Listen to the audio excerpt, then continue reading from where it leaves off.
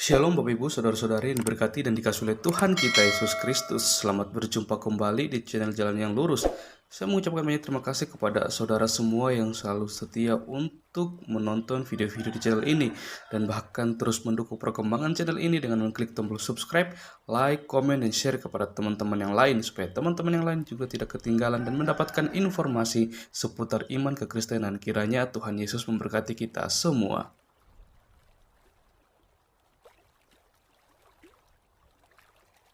Saudaraku yang diberkati dan dikasihi oleh Tuhan kita Yesus Kristus, di kesempatan kali ini kembali lagi kita akan bersama-sama akan melihat serta menyaksikan bagaimana teman-teman para apologet Kristen akan berhadapan dengan Ustadz Suma bersama dengan kawan-kawannya. Dan di kesempatan kali ini mereka akan membawakan suatu narasi dan juga mereka akan beradu argumentasi.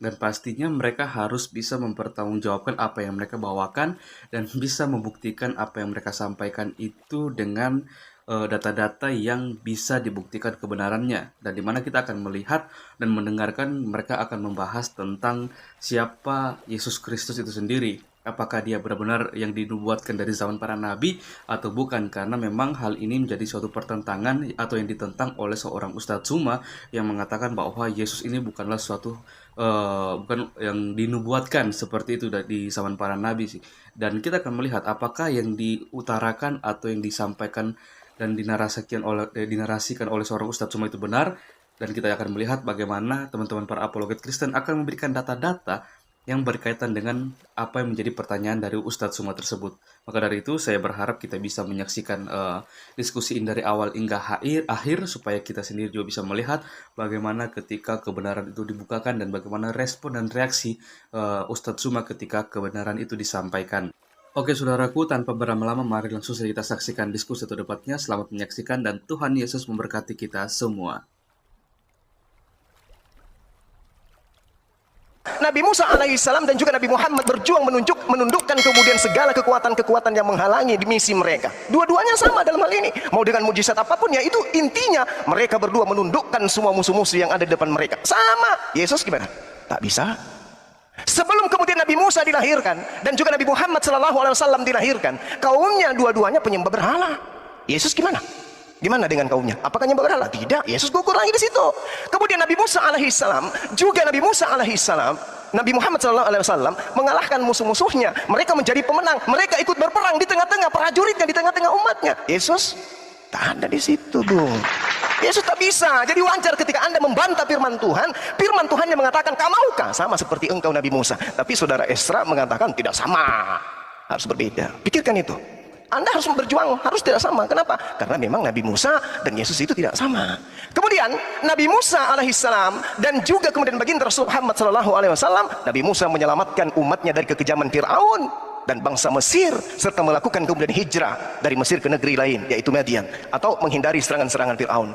Nah, Nabi Muhammad SAW juga membebaskan kaumnya dari penganiayaan kaum Quraisy. Umatnya dibebaskan dari penganiayaan kaum Quraisy, melakukan hijrah dari Mekah ke Madinah. Yesus ada, Yesus melakukan itu. Jadi dari aspek mana dia mau sama? Nggak akan pernah bisa. Makanya saudara saya, saudara Esra bertahan, harus tidak sama, menyalahi firman Tuhan.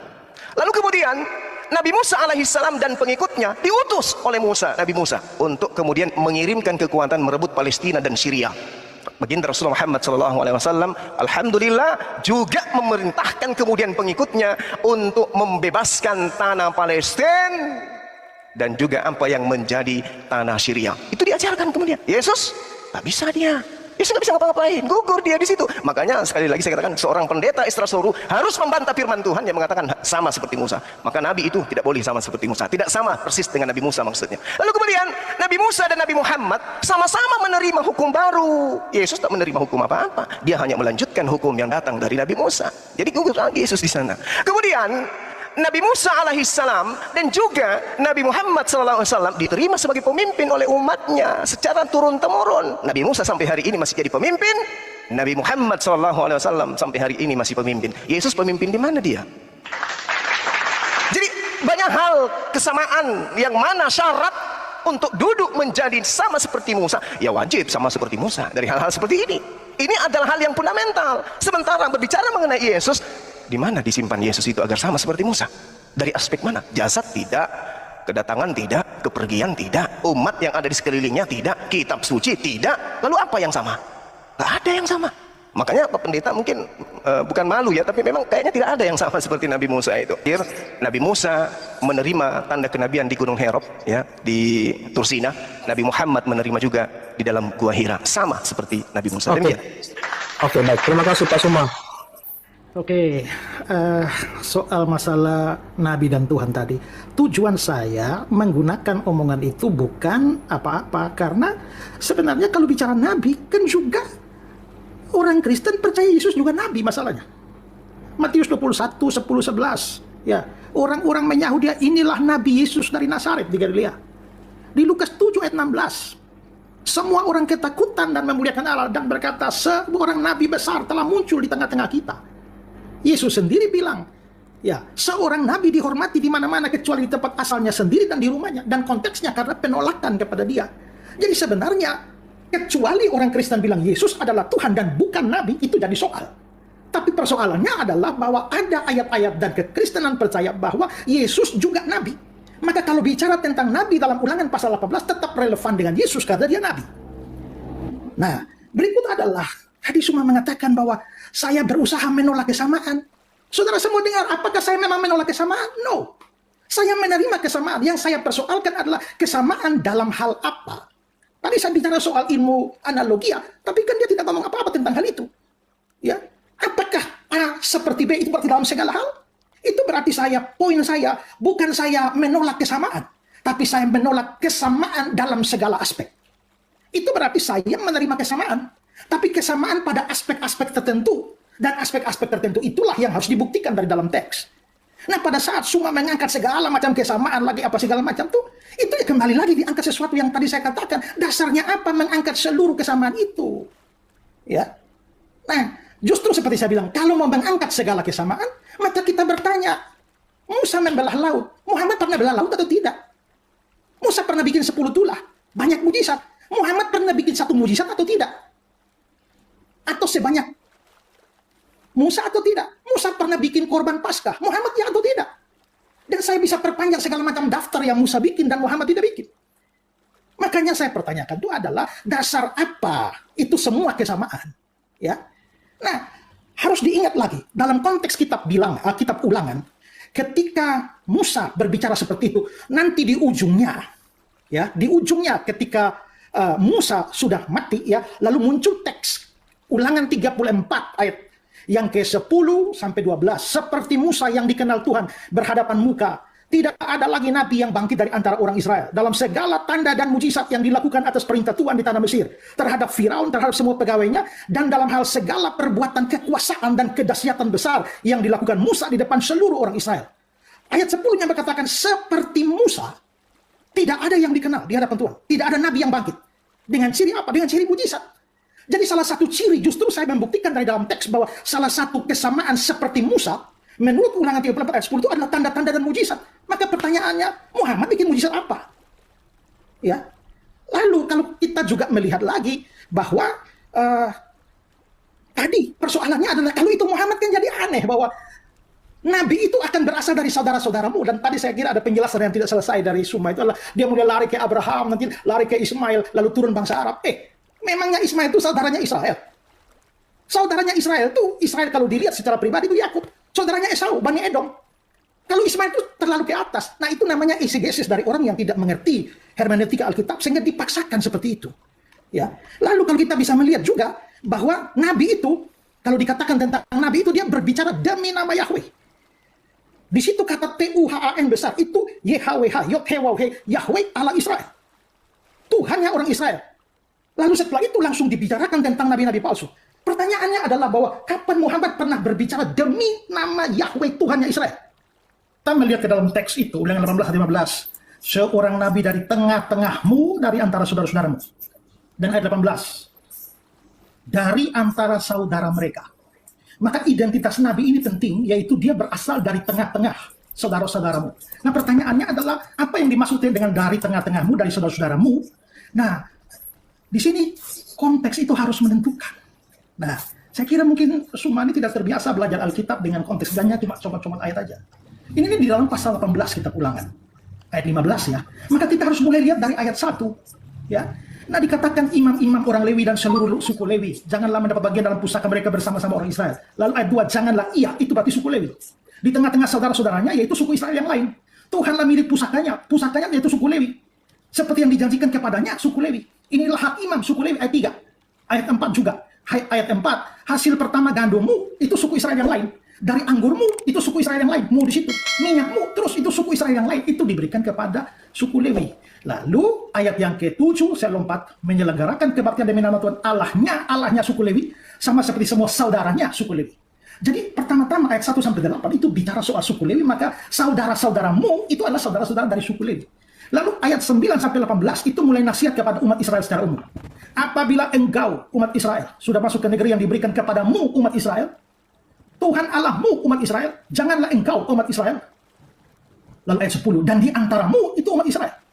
Lalu loncat ke ayat yang ke-12, sebab setiap orang yang melakukan hal itu adalah kekejian dari Tuhan, dan oleh karena kekejian inilah Tuhan Allahmu umat Israel menghalau mereka dari hadapanmu, itu umat Israel. Lalu ayat 13 itu semuamu di situ dan kau di situ adalah umat Israel. Maka muncullah ayat 15, seorang nabi dari tengah-tengahmu, itu dari tengah-tengah umat Israel, bukan dari orang Arab, dari antara saudara-saudaramu, itu Israel. Lalu dari ayat yang ke-18, seorang nabi akan kubangkitkan bagi mereka, bagi umat Israel, di antara mereka umat Israel seperti engkau. Dia akan mengatakan kepada mereka umat Israel segala yang kuperintahkan padamu. Nah, itu berarti bahwa frase dari tengah-tengahmu dan dari antara saudara-saudaramu itu tidak bisa di luar dari 12 suku Israel. Bagaimana larinya loncatnya sampai ke Abraham, lalu Ismail, lalu turun bangsa Arab? Itu terlalu jauh. Nabi ini harus dari kalangan orang Israel dan bicara untuk umat Israel. Muhammad bukan nabi dari kalangan Israel dan tidak bicara secara khusus untuk orang Israel. Ya. Begitu juga dari antara saudara-saudaramu, itu frase yang umum di dalam kitab-kitab Taurat.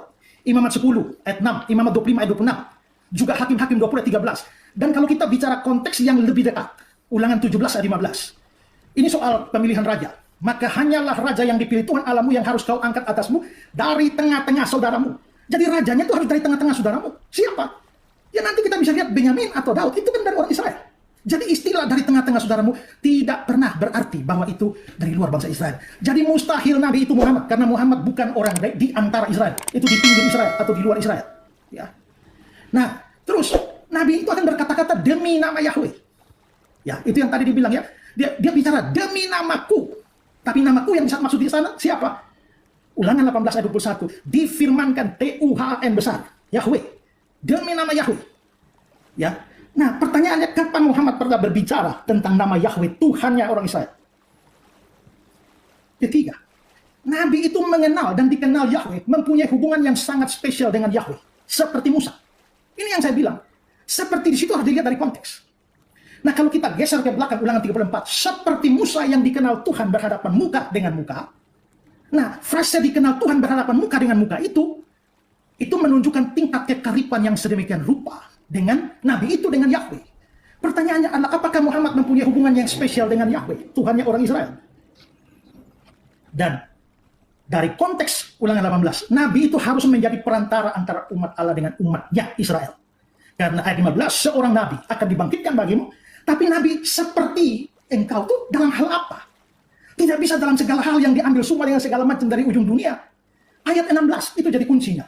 Tepat seperti yang kamu minta dahulu kepada Tuhan Allahmu di Gunung Horeb pada hari perkumpulan dengan berkata, tidak mau aku mendengar suara Tuhan Allahku, dan api yang besar ini tidak mau melihatnya lagi, supaya jangan aku mati. Lalu berkatalah Tuhan kepadaku, apa yang mereka katakan itu baik. Seorang Nabi kubangkitkan bagi mereka. Berarti Nabi itu, ini kan orang Israel takut ketemu Tuhan di Gunung Horeb, lalu minta supaya jangan Tuhan ngomong langsung. Ada perantaranya, yaitu Musa. Maka janji tentang Nabi itu akan Nabi yang akan berfungsi sebagai perantara antara Tuhan dan umatnya Israel. Jadi kesamaan itu adalah kesamaan dalam keperantaraan itu. Itu konteksnya, dan tidak bisa diambil segala macam jurusan. Pertanyaannya, kapan Muhammad dikatakan sebagai perantara antara Allah, Yahweh, dan umat Israel? Masih dalam hal yang sama yang seperti saya singgung tadi, seperti Musa. Lalu ayat sebelahnya, dalam segala hal tanda dan mujizat yang dilakukan. Maka pertanyaannya, kapan Muhammad pernah bikin mujizat? Dan kalau dia pernah bikin mujizat, apakah mujizat itu di depan orang Israel? Dan apakah mujizat itu sebanyak yang dilakukan Musa? Maka kesimpulan itu saya adalah bahwa pasti bukan Muhammad yang dijanjikan di sana. Muhammad tidak memenuhi persyaratan sebagai nabi istimewa itu. Karena itu penafsiran yang mengatakan bahwa Musa menubuatkan datangnya Muhammad, itu penafsiran yang sifatnya eisegesis.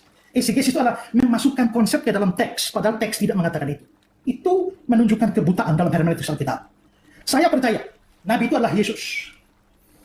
Karena apa? Seperti saya tunjukkan tadi, ayat-ayat itu sudah menunjukkan bahwa Yesus memang adalah Nabi.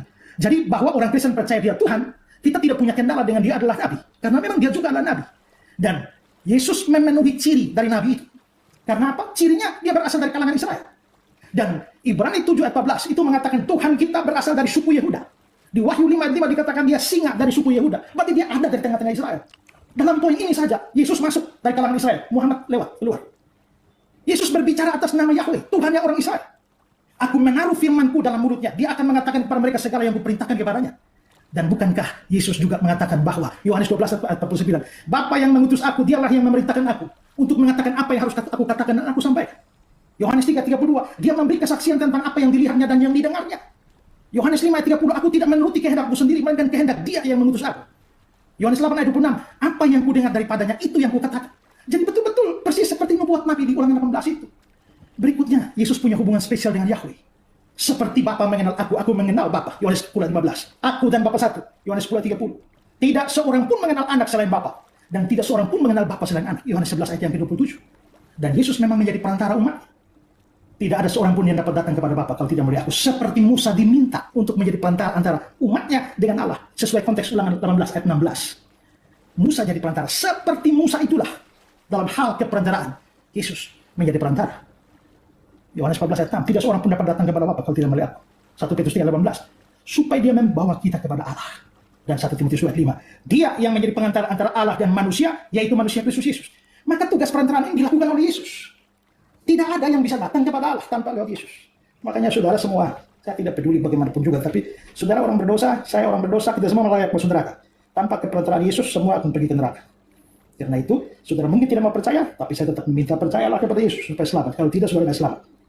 Berikut, Nabi itu membuat banyak mujizat dan Yesus ternyata membuat banyak mujizat. Yohanes ayat 14 itu ya. Kalau kita lihat, begitu melihat mujizat, orang langsung percaya dia Nabi akan datang. Yohanes 14. Ketika orang-orang itu melihat mujizat yang telah diadakannya, mereka berkata dia ini adalah benar-benar Nabi yang akan datang ke dalam dunia. Jadi kita bisa lihat, Nabi yang akan datang ke dalam dunia itu seperti yang dimaksudkan dengan Nabi yang dijanjikan oleh Oke, Pak Isra. Pak Isra, saya Waktu sudah selesai. lanjut. Pak Isra. Iya, makasih Tamat. Oke, Pak Isra sudah cukup. Oke, wah ini cukup banyak poinnya. Beta cukup khawatir kalau bisa jadi melebar kemana-mana. Jadi beta akan memperingkasnya begini. Mungkin ada dua hal, dari di samping ada banyak hal yang Pak Isra sampaikan. Pertama adalah argumen Pak Isra terkait di tengah-tengah saudaramu. Yang dimaksud adalah ya saudara-saudara suku Lewi dan suku Israel, bukan suku Arab itu. Itu menurut Pak Isra, menurut konteks itu, bukan dari suku Arab. Jadi mustahil itu Muhammad, dia harus pada orang dari dalam suku Israel. Menurut Pak Isra itu merujuk pada Yesus gitu. Kemudian ya raja-raja di tengah saudaramu itu harus dari orang Israel. Dan Nabi yang datang itu harus bicara atas nama Yahweh gitu. Apakah Nabi Muhammad bicara sama Yahweh itu dipertanyakan. Apakah Muhammad juga mempunyai hubungan dekat dengan Yahweh gitu. Kemudian Nabi yang datang itu dikatakan sebagai perantara Yahweh gitu. Ya, seperti Musa. Nah, Yesus katanya demikian. Apakah Muhammad demikian? Itu juga dipertanyakan. Nah, kemudian Pak Isra juga mengatakan Nabi yang datang itu harus membuat mujizat gitu. Musa membuat banyak mujizat, Yesus membuat banyak mujizat. Dan menurut konteksnya Pak Isra, mujizat itu ya harus dilakukan di tengah orang Israel. Nah, ini pertanyaannya juga menjadi apakah Muhammad melakukan mujizat juga?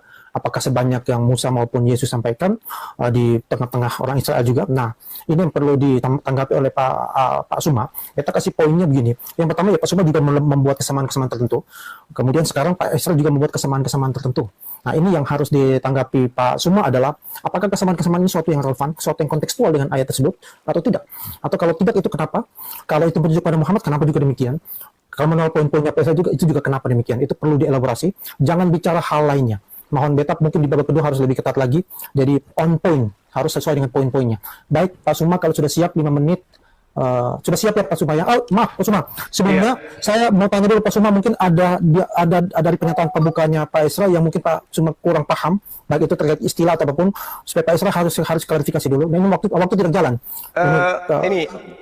Moderator, yang saya lihat silakan. justru Pak Isra Suru ini yang tidak paham materi. Itu aja dari saya. Oh begitu saja? Iya, beliau yang pikir ada mau klarifikasi apa? Oke. Enggak. Oke. Pak Pendeta Isra ini yang enggak paham ya.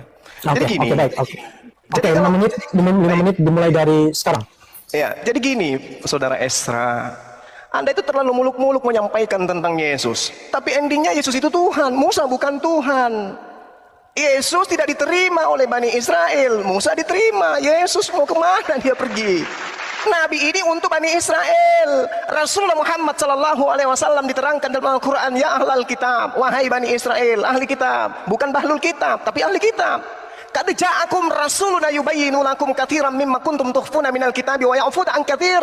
Jadi Rasulullah Muhammad sallallahu alaihi wasallam diperintahkan oleh Tuhannya Abraham, Ishak dan Yakub datang untuk menyeru Bani Israel.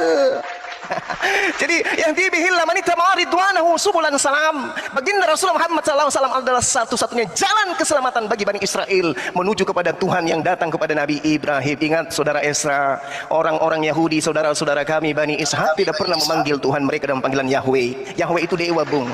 Itu yang Anda harus pelajari. Lalu kemudian tolong di-mute. Ya, tolong di-mute. Jadi ketika berbicara mengenai di tengah-tengah saudara-saudaramu, Bung, Yesus nggak bisa sampai ke sana, Bung. Kalau saudara yang Anda maksud di sini adalah Bani Israel, dalam hal ini Lewi atau dari Benyamin atau dari siapapun dari Bani Yakub, keliru ente, Bung. Kenapa? Yesus tak bisa manjat tembok. Kok bisa kayak gitu, Bang? Yes, karena di dalam Ulangan 34 nomor 10 diterangkan, seperti Musa yang dikenal Tuhan dengan berhadapan muka, tidak ada lagi nabi yang bangkit di antara orang Israel. Yesus nangis dong. Yesus tidak bisa, karena Tuhan sudah menuliskan kemudian, menjadikan sebuah pernyataan yang sangat jelas dalam kitabnya orang Yahudi. Ulangan 34 nomor 10, sebelum Yesus itu dilahirkan di atas muka bumi, Tuhan sudah mengatakan, tidak akan ada lagi nabi yang sama seperti Musa dari Bani Israel. Yesus kemana dong? Yesus kemana dong? Jadi saudara-saudara yang dimaksud di situ adalah saudara dari Bani Israel. Saudara dari Bani Israel itu adalah Bani Ismail. Makanya Yesus mengatakan di dalam kitab saudara, Yesus nih yang berkata, bukan saya. Apa kata Yesus? Belum pernahkah engkau berkata, membaca dalam sebuah kitab, batu yang dibuang oleh tukang bangunan telah menjadi batu penjuru? Hal itu dari pihak Tuhan terjadi, suatu perbuatan ajaib di mata kita. Sebab itu aku berkata kepadamu, bahwa kerajaan Elohim akan diambil daripadamu Israel, dan akan diberikan kepada suatu bangsa yang akan menghasilkan buah kerajaan itu. Sekarang siapa yang menggenapi nubuatan kerajaan yang datang kepada Bani Israel yang diterangkan oleh Tuhan kepada Bani Israel ini? Diambil. Bangsa Amerika nggak mungkin, bangsa Cina nggak mungkin, bangsa Indonesia nggak mungkin, bangsa Belanda nggak mungkin. Itu hanya diberikan kepada bangsa Arab, bangsa keturunan dari Nabi Ismail. Catat itu, Bung. Yesus tidak akan pernah bisa lolos. Ulangan 34 nomor 10. Saya bacakan lagi pelan-pelan. Seperti Musa yang dikenal Tuhan dengan berhadapan muka, tidak ada lagi nabi yang bangkit di antara orang Israel. Tidak ada lagi, tidak, dalam bahasa Ibrani kan Anda tahu sendiri, tidak ada lagi, berarti berulang sendiri Tuhan mengatakan Yesus tidak bisa duduk di situ. Karena tidak ada lagi nabi yang sama seperti Musa. Berarti Ulangan 18 nomor 18 harus nabi yang ada di luar Nabi Musa, Bani Israel, atau jangan-jangan nabi ini adalah nabi yang benar-benar hidup di antara Nabi Musa dengan kemudian sebelum Yesus. Benar-benar dari tengah-tengah Bani Israel, tapi bukan Yesus. Mungkin dia Yosua bin Nun, bisa jadi. Mungkin dia adalah Hezekia, bisa jadi. Mungkin juga dia adalah orang yang sama seperti Musa tapi tidak tercatat di dalam kitab kalian. Karena kenapa? Kalau Yesus tak bisa dia. Seperti Musa yang dikenal Tuhan dengan berhadapan muka, tidak ada lagi nabi yang bangkit di antara orang Israel. Berarti demikian bukan Yesus. Siapa dia? Entah siapa. Kalau itu bukan Rasulullah Muhammad SAW juga tidak apa. Tapi yang pasti, apa yang saya uraikan, bahwa Rasulullah Muhammad SAW dengan mukjizatnya kemudian dia mampu menundukkan kemudian Jazirah Arab. Yesus tidak bisa. Nah, ini yang perlu saudara paham. Demikian. Moderator, tolong dijelaskan ulang. Tolong dijelaskan ulang regulasi pertama tadi itu 10 menit dengan 5 menit biar viewers di bawah dapat edukasi. Terima kasih. Oh iya, maaf. Untuk teman-teman, itu 10 menit itu di pernyataan pembuka, tapi di bagian sanggahan saling balas itu 5 menit saja. Gitu. Makasih sudah diingatkan. Oke, itu poinnya Pak Suma. Beta catat ada 3 Pak Isra. Mungkin yang pertama, Pak Isra terkait dengan saudara-saudara itu, yang Pak Isra sampaikan itu menurut Pak Suma bukan demikian. Tapi yang saudara Bani Israel itu adalah Bani Ismail. Itu menurut Pak Suma. Walaupun mungkin dibutuhkan nanti ke depan bisa dielaborasi lebih jauh. Jadi Pak Isra tolong elaborasi lagi lebih jauh terkait hal ini. agar nanti Pak Suma juga bisa mengelaborasinya. Yang kedua, menurut Pak Suma dulu dari konteks ayat ini, tidak ada lagi nabi yang bangkit dari antara orang Israel. Nah, kalau tidak ada, maka tidak mungkin lagi ada Israel. Itu Yesus kan dari Israel. Masa bangkit lagi dari Israel kan? Ayat itu mengatakan sudah tidak ada lagi. Yang ketiga, maaf. Yang ketiga apa ya Pak Suma ya? Tadi beta yang terakhir itu apa ya? Saya sedikit lupa. Pak Suma mohon dibantu. Yang ketiga terakhir itu, yang tadi poin terakhir itu Pak Suma punya. Itu ada poin yang terakhir itu Pak Suma. Ya, poin terakhirnya saya katakan bahwa Yesus tidak bisa duduk di situ karena dia berasal dari tengah-tengah Bani Israel. Baginda Rasulullah Muhammad SAW menundukkan kemudian Jazirah Arab. Nabi Musa juga demikian. Oke.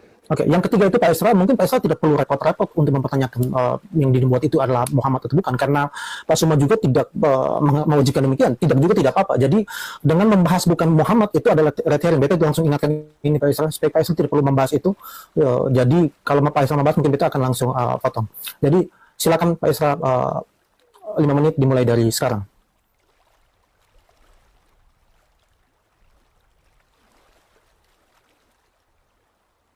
Itu mute itu, tolong dibuka mic-nya dulu.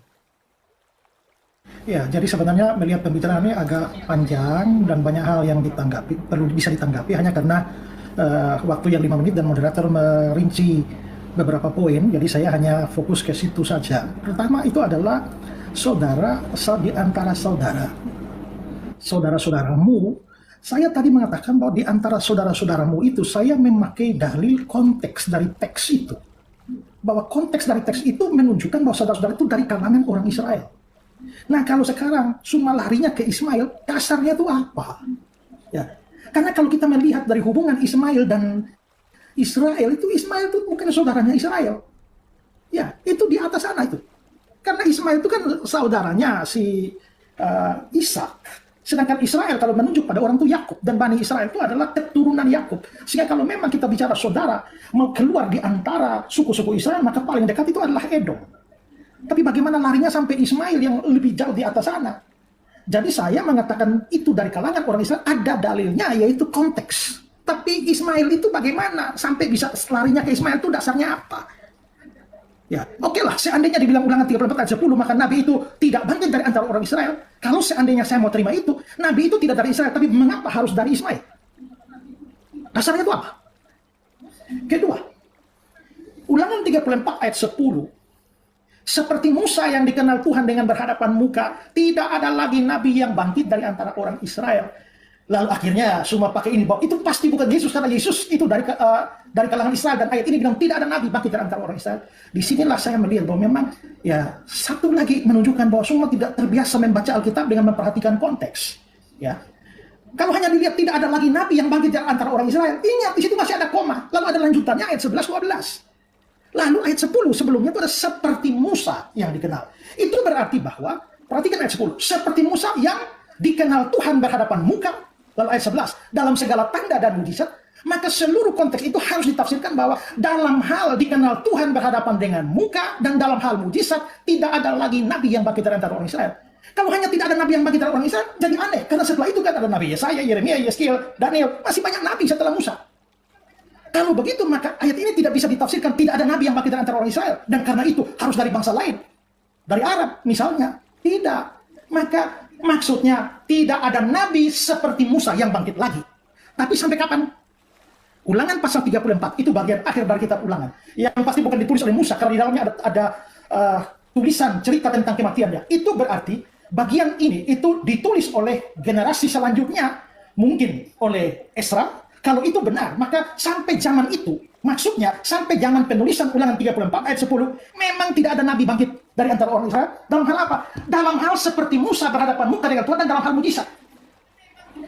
Sampai kapan ternyata Yesus datang punya hubungan yang istimewa dengan Yahweh dan membuat banyak mujizat. Kalau konteks ini dibaca seluruhnya, maka kesimpulannya tidak bisa larinya ke Ismail sana. Lalu dikatakan, Muhammad menundukkan Jazirah Arab. Muhammad bikin mujizat, menundukkan Jazirah Arab. Mujizat macam apa yang dibicarakan? Saya tidak usah bahas itu tentang Muhammad. Mohon Pak Esra, jangan dibahas tentang Muhammad, karena Pak Suma pun tidak tidak mengatakan bahwa itu mujizat untuk menubuat untuk Muhammad. Bukan tidak katakan, tidak sedang membahas itu, entah tidak pun tidak apa-apa. Jadi Pak Israel jangan menyinggung itu red herring sih menurut Tadi dia kan bilang bahwa mujizat yang dibikin Muhammad ke Jasirah. Iya, mungkin untuk ya oke. Tapi gini Pak Israel, tapi jangan dibahas itu lebih jauh. Beta pikir nanti itu keluar apa. Jadi bahas aja yang kalau begitu saya nggak bahas yang ketiga itu, yang kedua tadi. Iya. Dasar apa saudara-saudara itu lari ke Ismail? Kalau saya bilang itu ada dasarnya, yaitu konteks. Lalu ulangan 34:10 problem konteks juga. Jelaskan itu. Masih ada waktu Pak Israel, sudah cukup? Cukup. Oke, baik. Terima kasih Pak Suma. Jadi menurut Pak Israel itu bicara tentang saudara-saudara itu konteksnya demikian yang Pak Israel sudah ceritakan. Konteksnya itu dari kalangan orang Israel, konteks ayat tersebut. Maka Pak Israel mempertanyakan apa dasarnya merujuk pada Bani Israel, Ismail? Apa dasarnya di konteks itu, bagaimana mengatakan demikian? Kemudian yang kedua, kalau tidak harus Israel, bukan yang kedua, itu menunjukkan kalau tidak harus Israel, kenapa juga harus Bani Ismail gitu? Itu masih berkaitan yang pertama. Yang kedua, Pak Suma mengatakan tidak ada nabi dari Bani Israel. Tapi Pak Suma menurut Pak Israel, Pak Suma tidak membaca lengkap ayatnya. Di ayat sebelumnya jelas mengatakan bahwa akan membangkitkan seorang nabi. Nah, berarti akan ada, bukan tidak ada gitu. Jadi Pak Suma mungkin kita di seputaran ini saja supaya kita jangan melebar kemana-mana. Jadi Pak Suma boleh, karena waktu juga cuma 5 menit, jadi Pak Suma boleh sampaikan tanggapan Pak Suma terkait poin-poin yang sudah kita angkat. Silakan 5 menit dimulai dari sekarang. Jadi ketika berbicara mengenai Ulangan 34, sekali lagi saya katakan, Yesus tidak bisa di sini, dia nggak bisa lolos, dan itu nggak ada bantahan sama sekali. Lalu kemudian saudara mengatakan, mengapa harus dari Ismail? Karena hanya dari kalangan Ismail kemudian ada sebuah kitab yang isinya semuanya firman Tuhan yang keluar dari mulut seorang nabi, yaitu Nabi Muhammad SAW. Anda boleh tidak mengatakan itu bukan beliau. Makanya saya katakan saya tidak merujuk kepada Ulangan untuk menabikan Nabi Muhammad. Tidak. Nabi kami sudah jelas teruji bahwa seluruh yang keluar dari mulutnya dibukukan menjadi kitabullah, yaitu Al-Quranul Karim. Mulai dari ayat pertama sampai ayat terakhir semua adalah firman yang ditaruh di mulut baginda Rasulullah Muhammad SAW. Sekarang kalau Yesus, mana firman yang ditaruh di mulutnya? Ada? Mana? Apa? Di mana? Firman itu yang terkumpul di mulut Yesus itu mana? Tak ada. Jadi kalau saudara mengatakan kemudian itu Yesus, pertanggungjawabkan mana firman-firman yang Tuhan taruh di mulut Yesus. Tunjukkan ke saya sekarang. Ada? Tidak ada. Kalau Nabi Musa kemudian menerima firman dari Tuhannya, lantas hari ini kemudian Anda mengatakan Ulangan 34 ini bukan dituliskan oleh Nabi Musa, berarti Al-Quran lebih benar. Berarti firman Tuhan yang ditaruh di mulut baginda Rasulullah Muhammad SAW yang mengatakan bahwa ahli kitab telah mencampur adukan firman Tuhan dengan yang bukan firman Tuhan. Dan saudara Esra sudah mengakui Ulangan 34 bukan dituliskan atau bukan wahyu yang datang kepada Nabi Musa alaihissalam. Kejawab itu. Kemudian, kenapa harus Nabi Ismail? Karena Nabi Ismail juga dijanjikan oleh Allah bahwa dalam keturunannya akan datang kemudian raja-raja, di mana Nabi Musa menjelaskan kemudian bahwasanya Nabi yang sama seperti Musa ini mengawali pernyataan firman-Nya dengan nama Allah. Kemudian saudara Esra mengatakan, apa hubungannya? Tuhannya Bani Israel, Rabbus samawati wal ard. Tuhannya Nabi Muhammad SAW, Rabbus samawati wal ard. Hanya ada satu Tuhan. Makanya orang Yahudi hari ini kalau menerjemahkan kemudian kitab Torahnya mereka ke dalam bahasa Arab, Tuhan Hasem mereka terjemahkan dengan kata Allah. Itu yang perlu Anda catat. Karena di dalam Kejadian 17:8, wahai Abraham, aku akan mengangkat sebuah perjanjian kekal untukmu, untuk anak-anakmu, untuk keturunanmu secara turun-temurun, bahwa aku akan menjadi Tuhan mereka. Tuhan dari Nabi Ismail, Tuhan dari Nabi Ishak, keturunannya secara turun-temurun. Jadi jangan Anda mengatakan Tuhan lain. Justru Kristen ini yang Tuhan lain, yaitu Yesus. Jadi ketika Anda berbicara kemudian tentang kenapa harus Nabi Ismail, karena hanya dari keturunan Nabi Ismail lah kemudian suara Tuhannya Abraham, Ishak dan Yakub itu berkumandang ke seluruh penjuru bumi. Di dalam Kejadian 49 nomor 10, tongkat kerajaan dan pemerintahan tidak akan berpindah dari Yehuda sebelum dia yang berhak itu datang. Dia ini siapa? Dia ini siapa? Yang menaklukkan hukum-hukum kepada bangsa-bangsa. Siapa yang menaklukkan hukum-hukum kepada bangsa-bangsa? Orang Yahudi? Tak mungkin. Adakah Yesus menaklukkan hukum kepada bangsa-bangsa? Tak mungkin. Adakah Yesus menaklukkan hukum kepada orang Roma? Tidak. Adakah Yesus kemudian kepada orang Belanda? Tidak.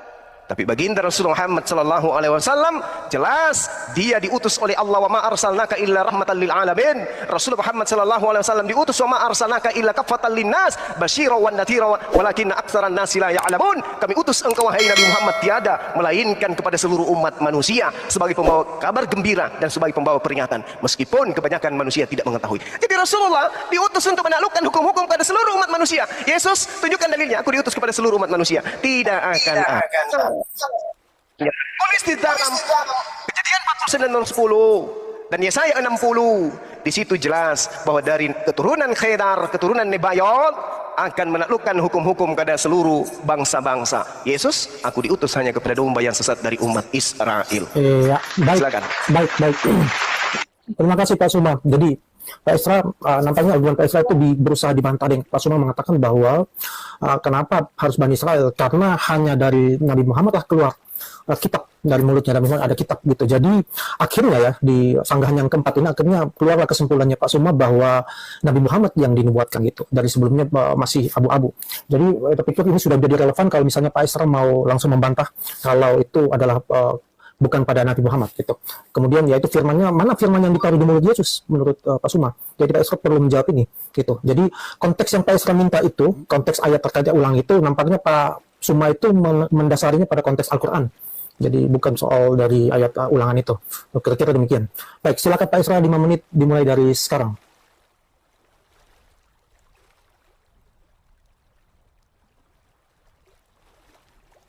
Pak Isra, open mic ini. Ya, jadi tadi dalam komentar awal beliau mengatakan bahwa untuk ulangan 34 ayat 10 Yesus tidak akan lolos.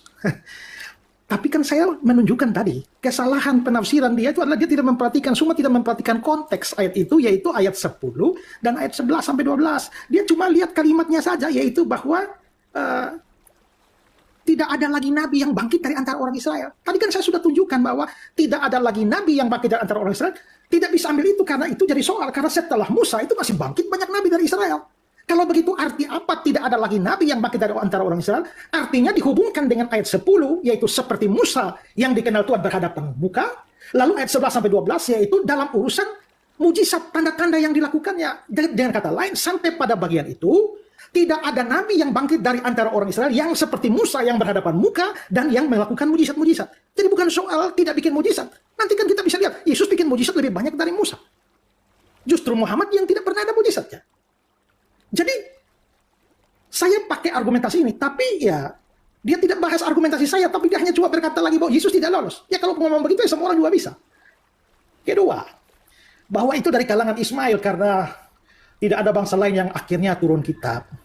Nah inilah yang saya kira problemnya Suma ini kelihatannya perlu belajar hermeneutics Alkitab dengan baik. Karena saya kasih tahu ya, ada di dalam hermeneutics Alkitab itu ada dua istilah yang mirip, yaitu eksegesis dan eisegesis.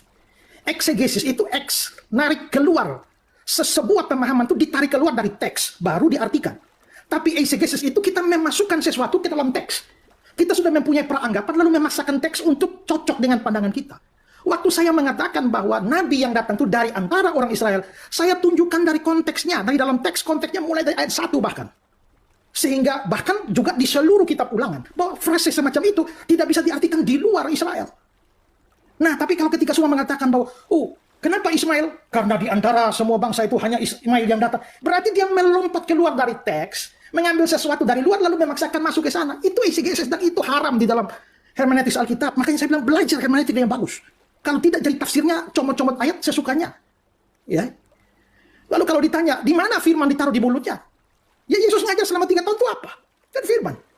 Kalau Anda memikirkan firman hanya sebatas pada kitab, nah itu jadi soal.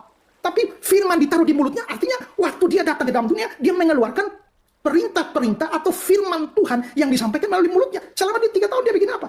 Dia memberitakan firman kan? Dia ngajar selama 3 tahun itu. Ya. Waktu saya bilang ulangan 34 bukan ditulis oleh Musa, ya ada dasarnya karena pada waktu itu kan masa Musa cerita tentang kematiannya sendiri. Lalu kalau itu dikatakan, saya mengakui bahwa ulangan 34 bukan wahyu, bukan firman. Lah, yang saya bilang itu bukan ditulis oleh Musa, tapi bukan wahyu. Memangnya firman hanya bisa ditulis oleh Musa? Lalu kalau dikatakan Nabi Ismail kepadanya dijanjikan akan datang raja-raja, Ya kan yang dia dijanjikan akan raja-raja, bukan nabi. Yang dibicarakan sih kan nabi, bukan raja. Jadi saya kira cuma membuat penafsiran yang fatal dengan memasukkan ide dari luar ke dalam teks yang jelas-jelas teks itu mengatakan dari kalangan Israel sendiri. Demikian. Oke, baik. Masih ada 30 detik, tapi Pak Isra sudah selesai.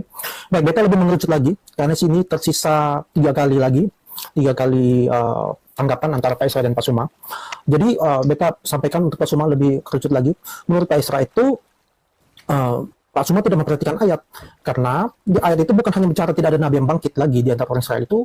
Di ayat sebelumnya, di ayat 11-12 itu juga mengatakan bahwa tetap ada nabi yang bangkit. Bahkan dan faktanya di Alkitab memang tertulis banyak setelah Musa masih ada nabi-nabi. Hanya nanti yang nabi yang seperti Musa itu sampai pada Yesus. Maksudnya Pak Isra begitu. Jadi yang Mas Isra sampaikan itu bukan berarti tidak akan bangkit lagi. Karena faktanya ada nabi-nabi juga gitu sampai pada zaman Yesus gitu. Zaman Yesus itu yang Yesus yang disamakan dengan Musa. Nah, menurut Pak Isra menunjukkan yang konteks ayat. Tapi Pak Suma tidak menyampaikan dengan konteks ayat dalam ulangan itu, tapi menggunakan Al-Quran misalnya. Jadi dia dianggap melakukan ECGC. Nah, jadi di sini beta arahkan mungkin Pak Suma bisa tunjukkan melalui konteks ayat. Tetapi kalau misalnya Pak Suma juga menolak, itu tidak apa-apa. Itu ini haknya Pak Suma, tidak mau menggunakan konteks ayat itu tidak apa-apa. Kemudian terkait dengan di mana firman di mulut Yesus, menurut Pak Isra kan firman di mulut Yesus itu tidak berarti harus membuat kitab atau ada kitab. Kan Yesus mengajar memberitakan firman selama 3 tahun. Itu juga firman di mulut Yesus gitu. Nah, itu yang poin yang beta pikir perlu disoroti lebih tajam lagi oleh Pak Suma. Oke, Pak Suma, kalau sudah siap, tolong on point pada yang sudah beta sampaikan. 5 menit dimulai dari sekarang. Iya. Jadi kalau saudara Esra berbicara mengenai hermeneutika dan seterusnya, itu adalah dapur Kristen terhadap kitabnya orang Yahudi, Bung. Silakan aja. Anda mau melakukan eksegesis apapun terhadap kitabnya orang, silakan aja. Tapi ini kita sedang berbicara tentang oknum yang sama seperti Musa. Jadi seindah apapun kemudian ilmu yang Anda punya tentang hermeneutika dan seterusnya, itu tidak akan pernah bisa menggantikan orang yang sama seperti Musa itu. Silakan Anda dengan keilmuan saudara, silakan. Tapi apakah Yesus kemudian sama seperti Musa? Tak ada kesamaan 1% pun. Apalagi ketika berbicara mengenai Ulangan 34. Seperti Musa yang dikenal Tuhan dengan berhadapan muka, tidak ada lagi nabi yang bangkit di antara orang Israel. Berarti harus ada nabi di luar Bani Israel yang berhadapan muka dengan muka bersama dengan Tuhan, sehingga nabi itu sama seperti Musa. Kembali ke Ulangan 18 nomor 18 tadi. Nah, apakah Yesus berhadapan muka? Di mana dia berhadapan muka dengan Tuhan? Tak ada dalilnya. Kalau di Al-Quran, Subhanalladzi asra bi 'abdihi lailan minal masjidil harami ilal masjidil aqsa. Itu jelas itu. Bagaimana kemudian baginda Rasul Muhammad SAW berhadapan muka dengan Tuhan pencipta langit dan bumi tanpa perantara. Oke? Nah, sekarang kita lihat Ulangan 34. Tidak ada lagi nabi yang bangkit di antara orang Israel. Nabi yang kayak mana? Yang memiliki tanda mukjizat. Jadi kalau Yesus ada berjuta mukjizat, itu tidak menjadi aturan, tidak menjadi acuan, tidak menjadi sesuatu yang menjadi dasar untuk mendudukkan dia sama seperti Musa. Karena sebanyak apapun mukjizat Yesus, tidak ada lagi nabi dari Bani Israel terkait dengan mukjizat. Nabi Musa belah lautan, baginda Rasulullah Muhammad SAW belah bulan. Apa masalahnya kemudian?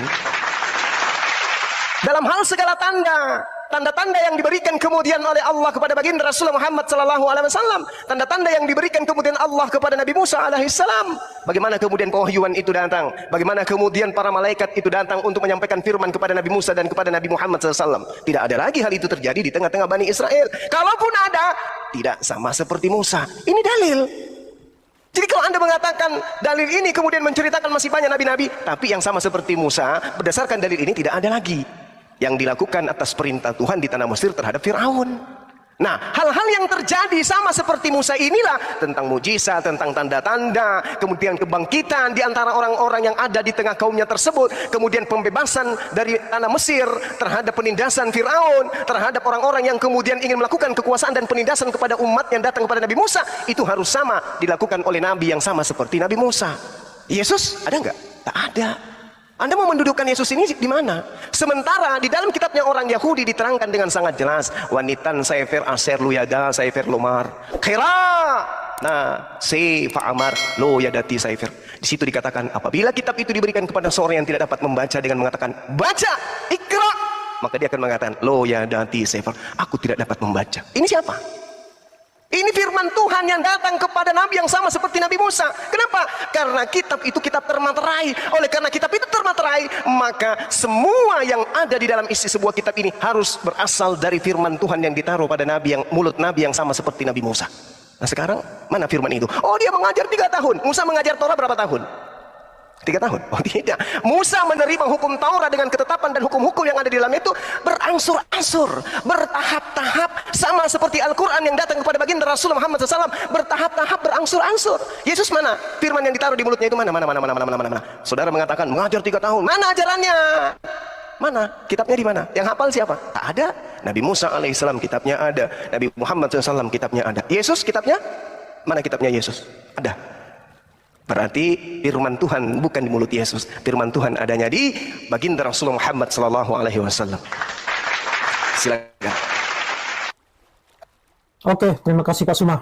Ini akan menjadi sanggahan terakhir Pak Esra. Kemudian setelah itu Pak Suma akan menutup di babak kedua ini. Pak Esra, perhatikan. Jadi menurut Pak Suma ini tidak ada lagi nabi dari Israel. Tetap Pak Suma stand dari situ. Walaupun tadi Pak Esra sudah sampaikan bahwa faktanya di Alkitab ya setelah Musa masih ada nabi-nabi gitu. Kemudian yang berikut ketika Pak Esra minta konteks terkait konteks yang dibahas yaitu terkait dengan Ulangan 18 ayat 15 sesuai dengan tema kita. Tapi Pak Suma tetap membahas menurut dasar Al-Quran. Dia pikir juga tidak apa-apa, itu terserah Pak Suma. Kemudian Pak Suma mengatakan bahwa kalau Yesus mengajar 3 tahun, apakah Musa juga mengajar 3 tahun atau mempunyai kitab mengajar 3 tahun gitu. Mungkin ini juga kembali soal kesamaan itu. Atau mana Yesus kalau dia mana kitab Yesus kalau dia memang mengajar 3 tahun gitu. Mana kitabnya? Jadi keharusan Yesus harus punya kitab itu. Jadi Pak Esra tolong poin ini yang dipertajam untuk tanggapan terakhir Pak Esra ini. Kemudian setelah itu menjadi ditutup oleh Pak Suma. Silakan. Ya, jadi ini banyak hal yang dibicarakan ya, tapi saya waktu yang terbatas saya menyampaikan beberapa yang saya ingat saja. Jadi ketika saya menunjukkan bahwa itu membutuhkan hermeneutik yang bagus. Lalu beliau bilang bahwa hermeneutik tidak bisa gantikan orang seperti Musa. Lah siapa yang mau menggantikan orang seperti Musa itu dengan hermeneutik? Justru pendekatan hermeneutik yang baik itu yang bisa menentukan siapa orangnya di sana, ya. Nah, makanya justru pendekatan hermeneutika yang saya bangun yaitu bahwa satu ayat itu tak boleh dilepaskan dari konteksnya, maka memastikan bahwa nabi itu harus dari kalangan orang Israel. Itu hermeneutika itu justru membuktikan bahwa nabi seperti Musa harus dari kalangan orang Israel. Bukan hermeneutikanya dibuat untuk menggantikan orang itu yang seperti Musa. Itu tidak memahami apa yang saya maksudkan. Jadi sekali lagi bahwa ya silakanlah, ini sudah mau berakhir. Silakanlah berargumentasi bahwa itu adalah Ismail, tapi ingat bahwa Anda tak bisa menunjukkan dari dalam teks untuk membenarkan bahwa itu adalah nabi dari luar orang Israel. Dan saya menunjukkan dari teks bahwa nabi itu dari kalangan orang Israel. Kalau dikatakan bahwa Yesus tidak memiliki kesamaan sama sekali, 1% juga tidak ada. Lah tadi kan saya sudah sampaikan sejumlah hal itu. Ya, walaupun mungkin kita tidak sempat memperdebatkan itu, tapi kan sudah saya katakan itu. Lalu kalau dikatakan bahwa Ulangan 34 itu, ya lagi persoalannya sama, harus nabi dari luar Israel. Tapi kan kita bisa lihat bahwa konteksnya di Ulangan pasal 18 itu, seorang nabi seperti aku akan datang. Lalu Ulangan 34 ayat 10 bahwa tidak ada lagi nabi yang datang, konteksnya itu di ayat 10 dan ayat 11, 12, itu berarti bahwa tidak boleh diartikan bahwa menganulir nabi dari luar menganulir nabi dari dalam Israel, dan berarti nabinya harus dari luar Israel. Lalu soal firman di mulut ya. Tadi saya sudah tunjukkan firman itu di mulut dia itu waktu dia 3 tahun itu dia mengajar. Lalu ditanya mana kitabnya? Lah, teks itu tidak bicara soal kitab kok. Soal firman di mulutnya. Jadi dia menyampaikan firman. Firman yang disampaikan ditulis oleh para penulis Alkitab. Tapi kan tidak ada keharusan dalam teks itu bahwa firman ada di dalam mulutnya, berarti dia sendiri harus menulis sebuah kitab kan? Keharusan dari mana? Siapa Suma yang harus mengharuskan bahwa Yesus harus punya kitab? Padahal teks itu tidak mengatakan harus punya kitab. Ya.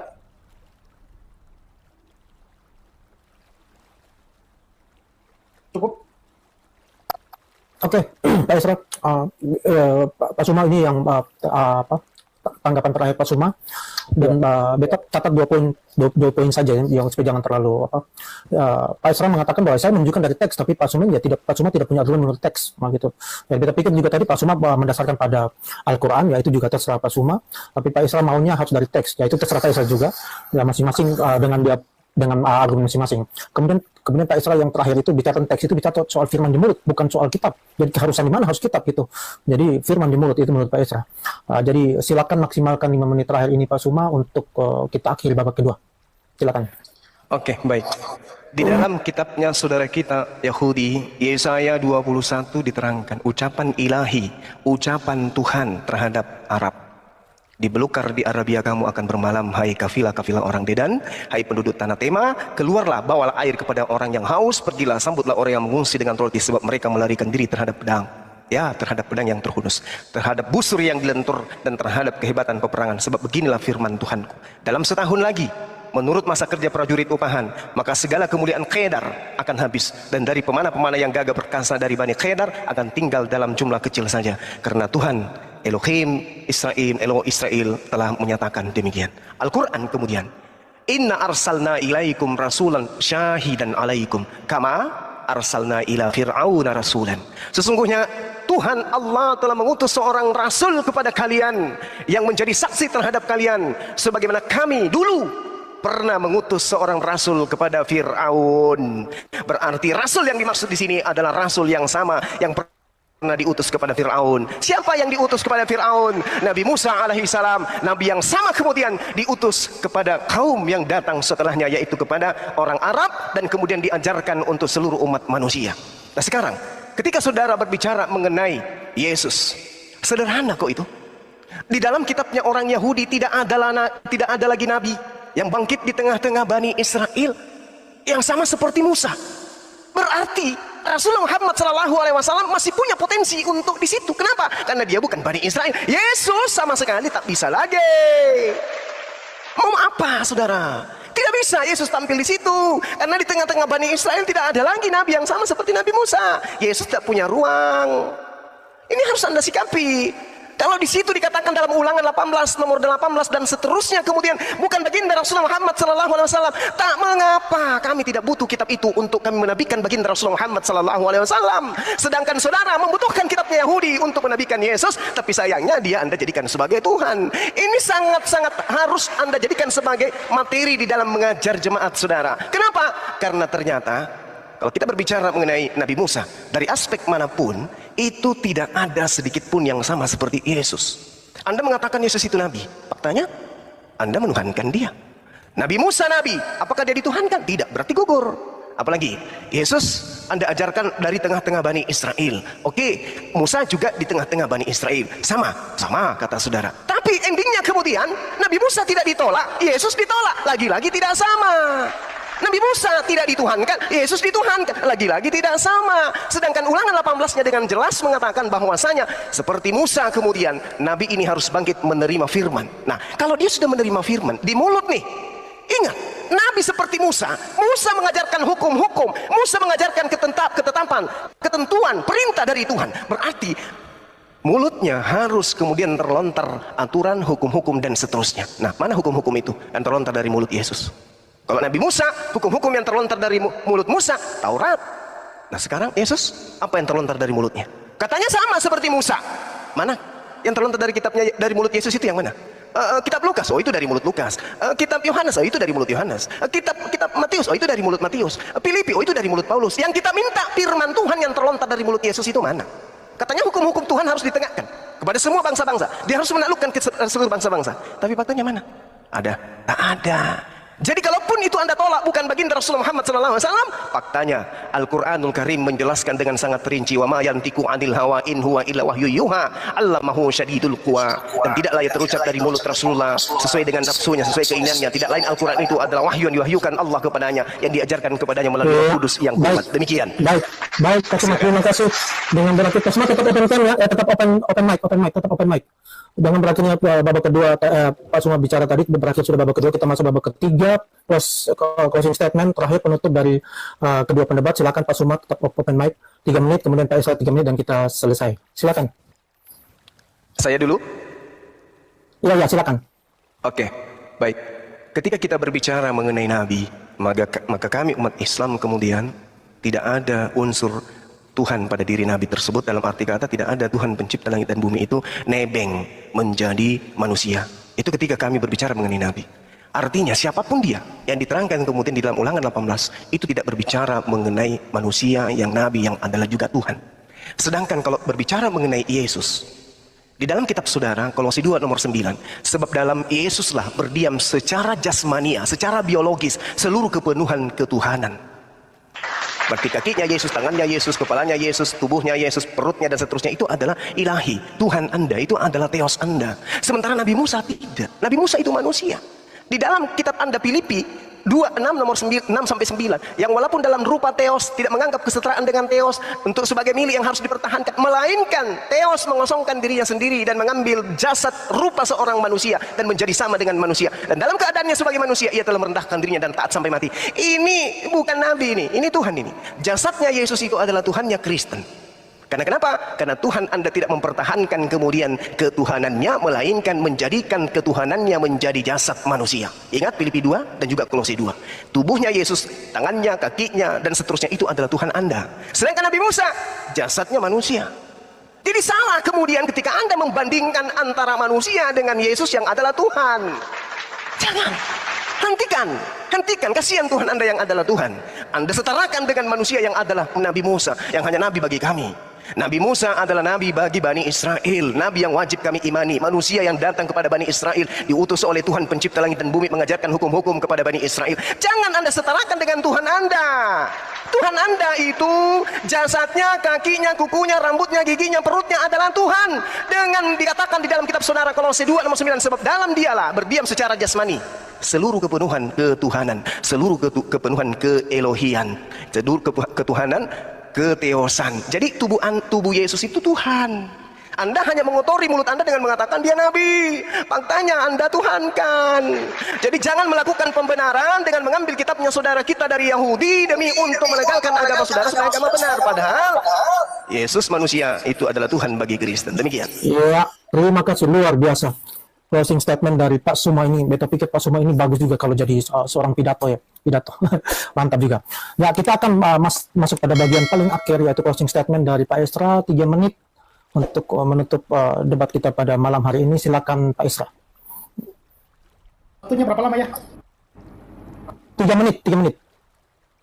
Ya, jadi kalau mengikuti penafsiran dari Suma bahwa dari Ulangan 34 ayat 10 berarti Nabi itu harus dari luar Israel, ya maka akhirnya dia menabrak sendiri Ulangan 18 ayat 15 yang mengatakan bahwa Nabi itu dari tengah-tengah Israel. Nah, sekali lagi penafsiran atau hermeneutik yang membuat ayat satu nabrak ayat yang lain itu adalah penafsiran yang buruk, dan itu dipertontonkan oleh Suma.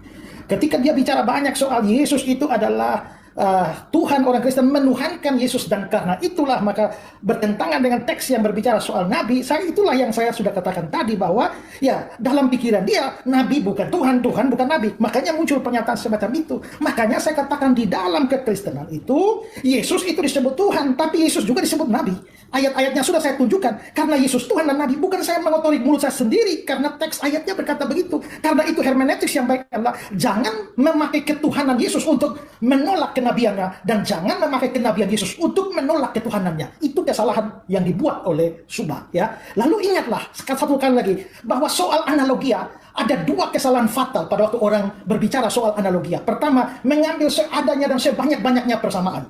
Atau yang kedua adalah menolak analogi itu dengan mengungkapkan sebanyak-banyaknya perbedaan. Padahal secara ilmu analogia, sesuatu seperti sesuatu A seperti B itu hanya menekankan aspek tertentu, dan aspek tertentu itulah yang sudah saya ungkapkan tadi. Yesus itu sekali lagi dia menggunakan mulutnya mengeluarkan firman, lalu dikatakan itu adalah mulut Yohanes. Yohanes mencatat apa yang dikatakan oleh Yesus, dan mereka murid-murid Yesus, saya jelas lebih percaya mereka daripada lebih percaya Suma lah. Nah, lalu kalau kita lihat misalnya di Perjanjian Baru itu meneguhkan bahwa Yesuslah yang dibicarakan oleh Musa. Yohanes 1 ayat 5, Filipus bertemu dengan Nathanael. Kami menemukan dia yang disebut Musa dalam kitab Taurat dan kitab para nabi. Lalu di Kisah 3 ayat 20 sampai 23 itu konteksnya bicara Yesus. Dan mengutus Yesus yang dari semula ditentukan bagimu sebagai Kristus.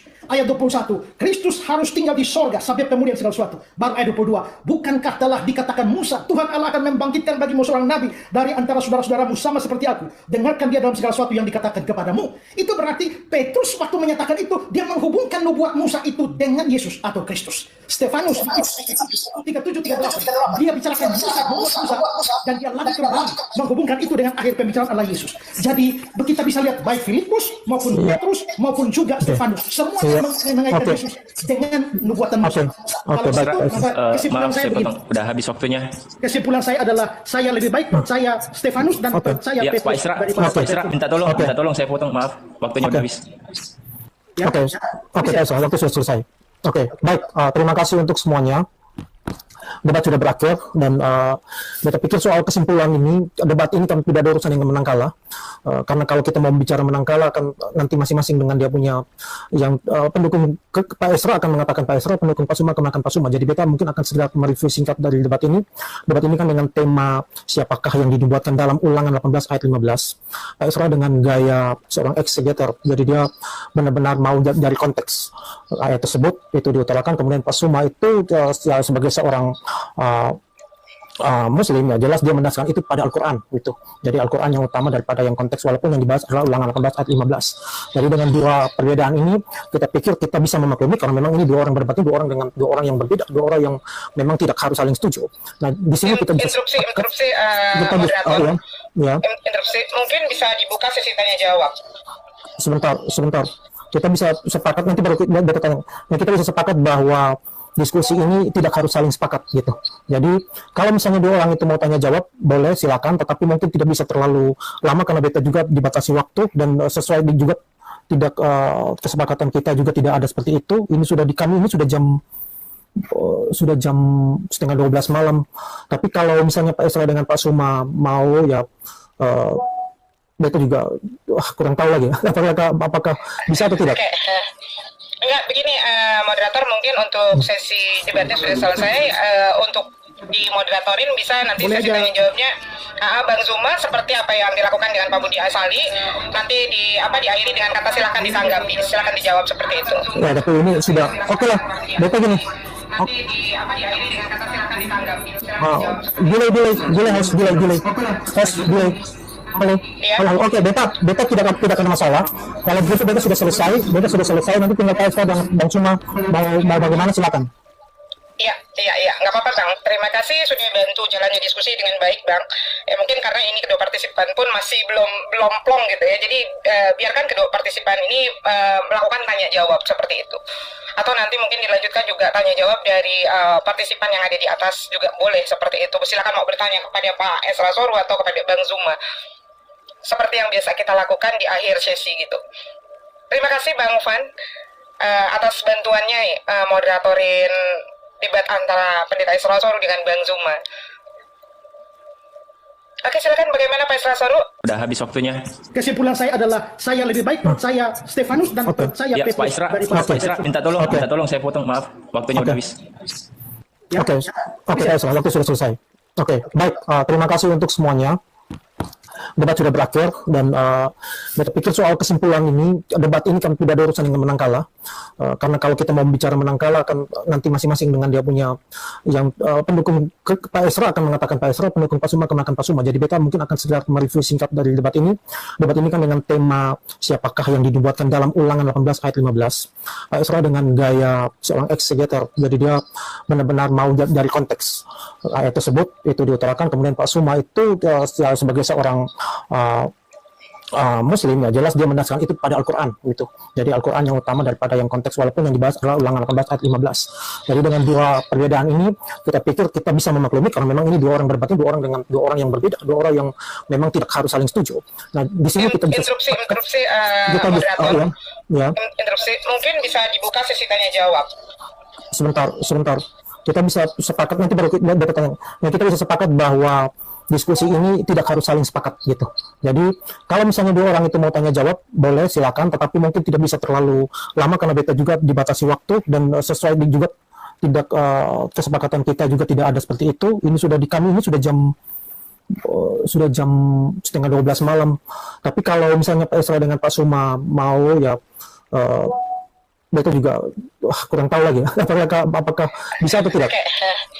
Enggak, begini moderator, mungkin untuk sesi debatnya sudah selesai. Untuk dimoderatorin bisa nanti Boleh sesi aja. tanya jawabnya Bang Zuma seperti apa yang dilakukan dengan Pak Budi Asali, nanti diakhiri dengan kata silakan ditanggapi, silakan dijawab seperti itu. Ya, tapi ini sudah oke lah.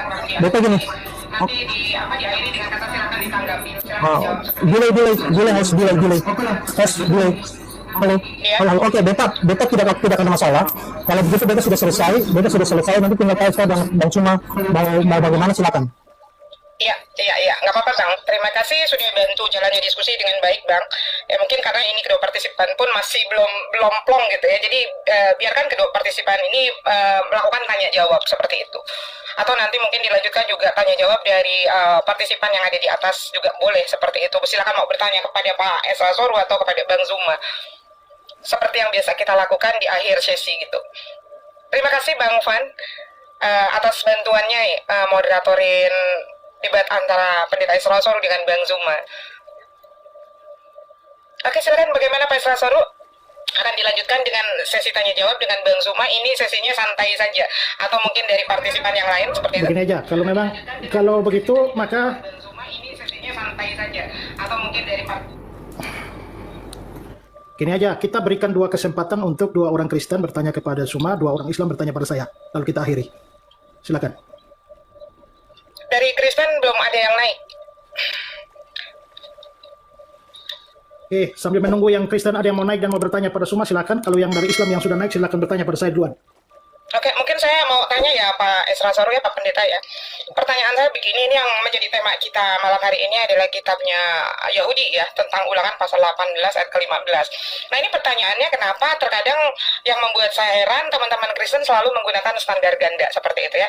Pada saat diskusi di luar dari tema ini, teman-teman Kristen selalu mengatakan Yesus itu Tuhan, tidak mau dibawa ke arah, padahal kita selalu membuktikan dalil yang menyatakan bahwa Yesus Nabi, tetapi selalu ada penolakan. Nah, pada saat berbicara tentang Ulangan 18 ayat ke-15 ini tentang nubuatan seorang Nabi, sekali lagi, ini tentang nubuatan seorang Nabi. Nah, kenapa tiba-tiba saja dari pihak Kristen membuka semua mengakui kalau Yesus itu hanyalah Nabi dan utusan? Nah, ini yang menjadi pertanyaan saya. Yang kedua, tadi jelas ya sudah Bang Zumat sampaikan bahwa di dalam Yesaya 21, 13 ayat 21, 13 sampai dengan 17, sosok yang dijanjikan itu adalah dari Arabia. Di sana dikatakan Bani Kedar. Bani Kedar itu adalah Quraisy. Ini apa namanya? Bani Quraisy. Nah, seperti itu.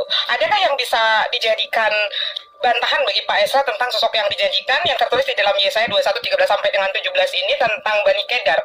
Ya, karena di sini dikatakan Arabia adalah tanah kelahiran sosok yang dijanjikan, karena tidak ada lagi yang lain nabi yang dilahirkan di Arabia hanyalah Nabi Muhammad SAW. Adakah bantahan untuk ayat Yesaya Yesaya 21 ayat 13 sampai dengan 17? Silakan Pak Esra. Saya tidak tahu ya debat orang lain yang waktu berbicara soal Yesus itu Tuhan lalu menolak Yesus itu Nabi. Ya, bagi saya seperti saya bilang tadi bahwa memang kitab suci berkata bahwa Yesus Tuhan. Tapi juga kan ada ayat-ayat yang mengatakan bahwa Yesus adalah Nabi. Jadi kalau bicara soal hakikatnya, ya dia adalah Tuhan atau Allah. Jabatannya atau itu. Tapi kalau bicara soal misinya datang ke dalam dunia yang membicarakan firman, ya berarti kan dia menyampaikan firman, maka dia adalah Nabi. Jadi itu yang saya bilang tadi, jangan menggunakan ketuhanannya untuk menolak kenabiannya. Dan jangan menggunakan kenabiannya untuk menolak ketuhanannya. Nah, tadi ada satu kata yang salah waktu Anda bertanya. Pak Esra mengatakan bahwa Yesus hanya Nabi. Oh no, saya tidak berkatakan dia hanya Nabi. Dia Nabi, tapi bukan hanya Nabi.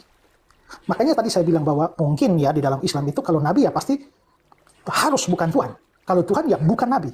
Tapi karena mengingat teologi Kristen percaya ada inkarnasi di mana Allah atau Tuhan jelma jadi manusia, lalu sebagai manusia dia menyampaikan firman, maka dalam konteks fungsinya menyampaikan firman dia disebut sebagai nabi. Karena itulah maka ya mungkin kalau berdiskusi dengan orang lain lalu ditunjukkan Yesus nabi lalu mereka menolak Yesus nabi dan dia harus Tuhan, dia adalah Tuhan bukan nabi. Ya saya kira mereka salah lah. Dua-duanya dibicarakan. Jangan pakai kenabian menolak ketuhanan, jangan pakai ketuhanan menolak kenabian. Lalu apa teks yang saudara apa tadi katanya? Yesaya 21, 13 sampai 17 bahwa sosok yang dijanjikan ini adalah sosok yang dijanjikan ini lahir di Arabia. Arabia adalah tanah lahir sosok yang dijanjikan. Dari mana sosok dijanjikan tuh di ayat berapa? Yesaya 21, 13 sampai 17. Ucapan ilahi terhadap Arabia, dibelukar di Arabia, kamu akan bermalam, hai khalifah-khalifah orang Dedan, hai penduduk tanah Tema, keluarlah bawalah air kepada yang haus, pergilah sambutlah orang pengungsi dengan roti, sebab mereka melarikan diri terhadap pedang, ya terhadap pedang yang terhunus, terhadap busur yang dilentur, dan terhadap kehebatan peperangan. Sebab beginilah firman Tuhanku, dalam setahun lagi menurut masa kerja prajurit upahan, maka segala kemuliaan Kedar akan habis, dan dari pemanah-pemanah yang gagah perkasa dari Bani Kedar akan tinggal dalam jumlah kecil saja, karena Tuhan Allah Israel telah mengatakannya. Jadi mana yang dijanjikan Nabi, apa yang dijanjikan di sana? Karena tidak ada nabi, sosok nabi yang lain lagi yang lahir di Arabia itu. Ya, tapi teksnya mana bilang ada seorang nabi dari situ? Ya ini teks ini nubuatan Arabia adalah tanah kelahiran sosok yang dijanjikan. Jadi ini ada poin-poin ya. Sosok yang disebut sosok yang dijanjikan itu mana? Itu bukan nubuatan, itu ucapan ilahi itu loh. Jadi maksudnya ada sosok yang dinubuatkan itu yang mana? Nubuatannya Arabia adalah tanah kelahiran sosok yang dijanjikan, ucapan ilahi terhadap Arab, di belukar Arabia akan bermalam, hai khalifah-khalifah orang Dedan. Dijanjikan apa di situ? Itu dibilang di belukar Arabia kamu akan bermalam, hai kafilah-kafilah. Betul. Nah, terus bagaimana itu diangkat sebagai nubuat tentang seseorang yang lahir dan nabi yang lahir? Coba dibaca Yesaya 21 13 sampai 17. Ya, saya lagi baca ini. Ya, karena ini merujuk ada beberapa poin di sini ya. Sebentar saya lihat dulu ayatnya. Ya, yang pertama ini ada poin-poin pertama yang perlu diingat sehubungan dengan nubuatan ini adalah bahwa Arabia ini adalah tempat yang disebut di dalam nubuatan itu. Kemudian kedua, nubuatan ini berbicara tentang dia yang melarikan diri. Ini tergenapi dalam hijrahnya Nabi Muhammad SAW adalah peristiwa penting dalam sejarah dunia. Kemudian poin ketiga, melarikan diri dari pedang terhunus. Nah ini secara jaminan telah terbukti ya bahwa Nabi Muhammad ini menyelamatkan diri dari Mekah ketika rumah dia dikelilingi oleh musuh-musuh berbahaya yang telah dengan pedang terhunus hendak membunuhnya. Kemudian poin yang keempat, keterangan yang sangat kuat ini mendukung kepada Rasulullah dapat kita temui di dalam kalimat dalam waktu 1 tahun. Semua kerajaan Kedar akan runtuh, orang-orang Kedar yang berkuasa akan berkurang. Ini digenapi dalam perang Badar, ya, yang terjadi 1 tahun setelah hijrahnya Nabi Muhammad SAW. Begini, ya. Terus terang ini ayat ini harus dipelajari konteksnya dan saya sangat yakin bahwa konteksnya tidak seperti yang saudara bicarakan ya. Saya belum mempelajari ayat ini, tapi nanti kita bisa diskusikan ayat ini. Ya karena apa? Karena ini ada kaitan juga dengan Babel di atas. Ya, jadi tapi sekilas yang saya lihat adalah bahwa teks itu tidak bicara apa-apa soal nabi yang dijanjikan. Dia tidak menjanjikan ada nabi yang akan datang dari teks itu. Ada kalau kita lihat, tapi nggak apa-apa. Pak Islam lebih baik dipelajari dulu aja ya. Saya 21 13 sampai 17 nanti akan paham di sana. Oke, kita bisa. Silakan mungkin yang lain. Oke, 1 orang lagi, lalu yang Kristen mau masuk untuk tanya pada semua, 2 orang silakan. Ini dari tadi ya, Shalom ya. Jadi dari tadi ini membicarakan kitab saya ini, kitab Tanakh. Jadi saya harus meluruskan apa yang dijadikan apa? Aji sebentar, Aji saya turunkan dulu dari Muslim ya 2 orang karena ini ada nanti saya naikkan dulu Kristen 2 orang ya. Bang Singa Allah maaf ya, gantian dulu sama yang Kristen. Oke. Soal keulangan 30 tadi ya. Ulangan 18 ya, 18 ayat 15 dan 18 ya. Itu nggak cocok kepada Yesus karena Yesus tidak berada di tengah-tengah bangsanya pada waktu itu. Kan dari tengah-tengah saudaramu, dari bangsamu. Sama seperti Musa ada di tengah bangsa-bangsanya, begitu juga Yehoshua bin Nun. Kita lihat Yehoshua bin Nun waktu Moshe Rabenu akan mangkat atau meninggal, Moshe Rabenu menaruh tangannya tanda pengurapan Shemicha, ya tumpang tangan dengan kedua tangannya. Dan dikatakan yang paling penting dikatakan di sini jadi kalau Torah itu sudah dikelilingi atau Tanakh itu sudah dikelilingi oleh hermeneutics yang banyak, terutama oleh para hakam atau para ulama-ulama Yahudi. Dalam hal ini ada Cikuni dan ada Rabi Bainu. Mereka mengatakan, bahkan Rashi juga menjelaskan bahwa orang yang dijanjikan di ayat ke-15 itu adalah Yehoshua bin Nun. Dengan sandi apa? Dengan sandi mendengar. Kan dikatakan gini ayat ke-15. Nawi mikir beku meitecha kimni yakim lecha ihya Hashem Eloheka elaf Tishma'un, artinya dari antara saudara-saudaramu, dari bangsamu, Hashem akan membangkitkan seorang nabi yang sama seperti aku. That is whom you shall hit. Kepadanya lah kalian harus mendengar. Kita lihat bagaimana di dalam kitab Kejadian ulangan 34 ayat 9, seluruh orang Israel mendengar kepada Yehoshua.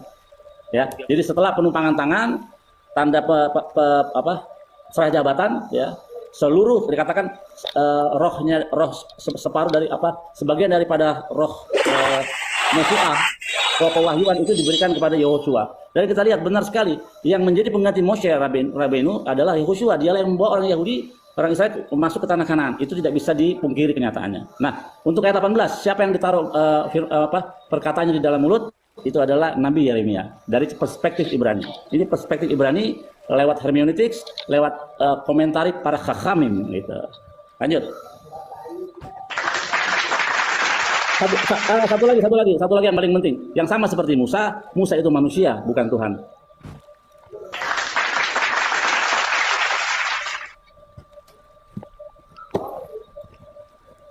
Silakan Pak Esra Soru ditanggapi. Tanya ke saya ya? Iya, pernyataan dari Bang Billy barusan bisa ditanggapi atau Bang Zuma? Waduh, saya nggak perhatikan karena saya pikir itu dari pihak Kristen yang tanya ke Zuma. Oh, nggak apa-apa, silakan Bang Zuma juga kalau mau menanggapi apa yang disampaikan Bang Billy. Ya, kalau saya tentang ekornya saja. Itu yang manusia, yang Yesus itu kan juga Yesus manusia juga. Makanya kita tidak ada soal dengan Yesus manusia. Ya, Yesus Tuhan lalu Musa manusia, bukan Tuhan. Lalu Yesus Tuhan lalu bukan Musa nabi tapi bukan Tuhan. Kita nggak ada soal karena Yesus memang manusia dan juga nabi. Nanti dia juga Tuhan, jadi nggak ada soal tentang itu. Kalau bilang Yeremia kan juga ya Yeremia dikatakan secara eksplisit Tuhan menaruh firman di mulut Yeremia. Tapi kan Yeremia saya bilang kok ada banyak kualifikasi tertentu yang spesial di sana yang mungkin dalam hal firman ya, tapi dalam hal yang lain.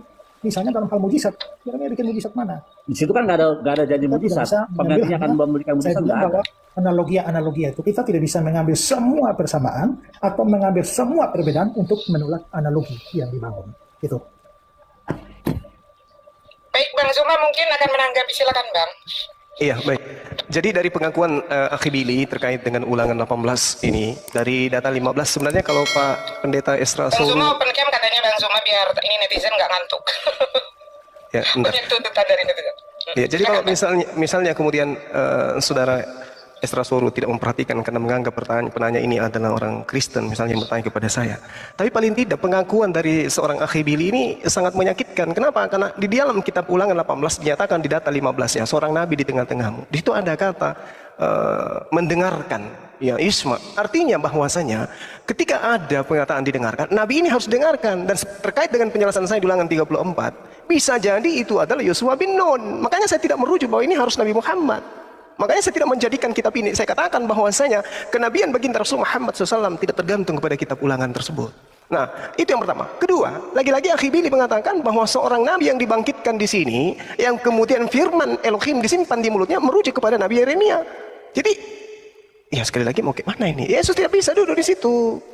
Sedangkan ketika saya menguraikan kesamaan Nabi Musa alaihissalam dengan Nabi kami baginda Rasul Muhammad SAW, tidak ada yang bisa membantah. Nabi Musa alaihissalam membunuh seorang bangsa Mesir yang dekat dengan Firaun, yang menentang kemudian dakwah Nabi Musa alaihissalam.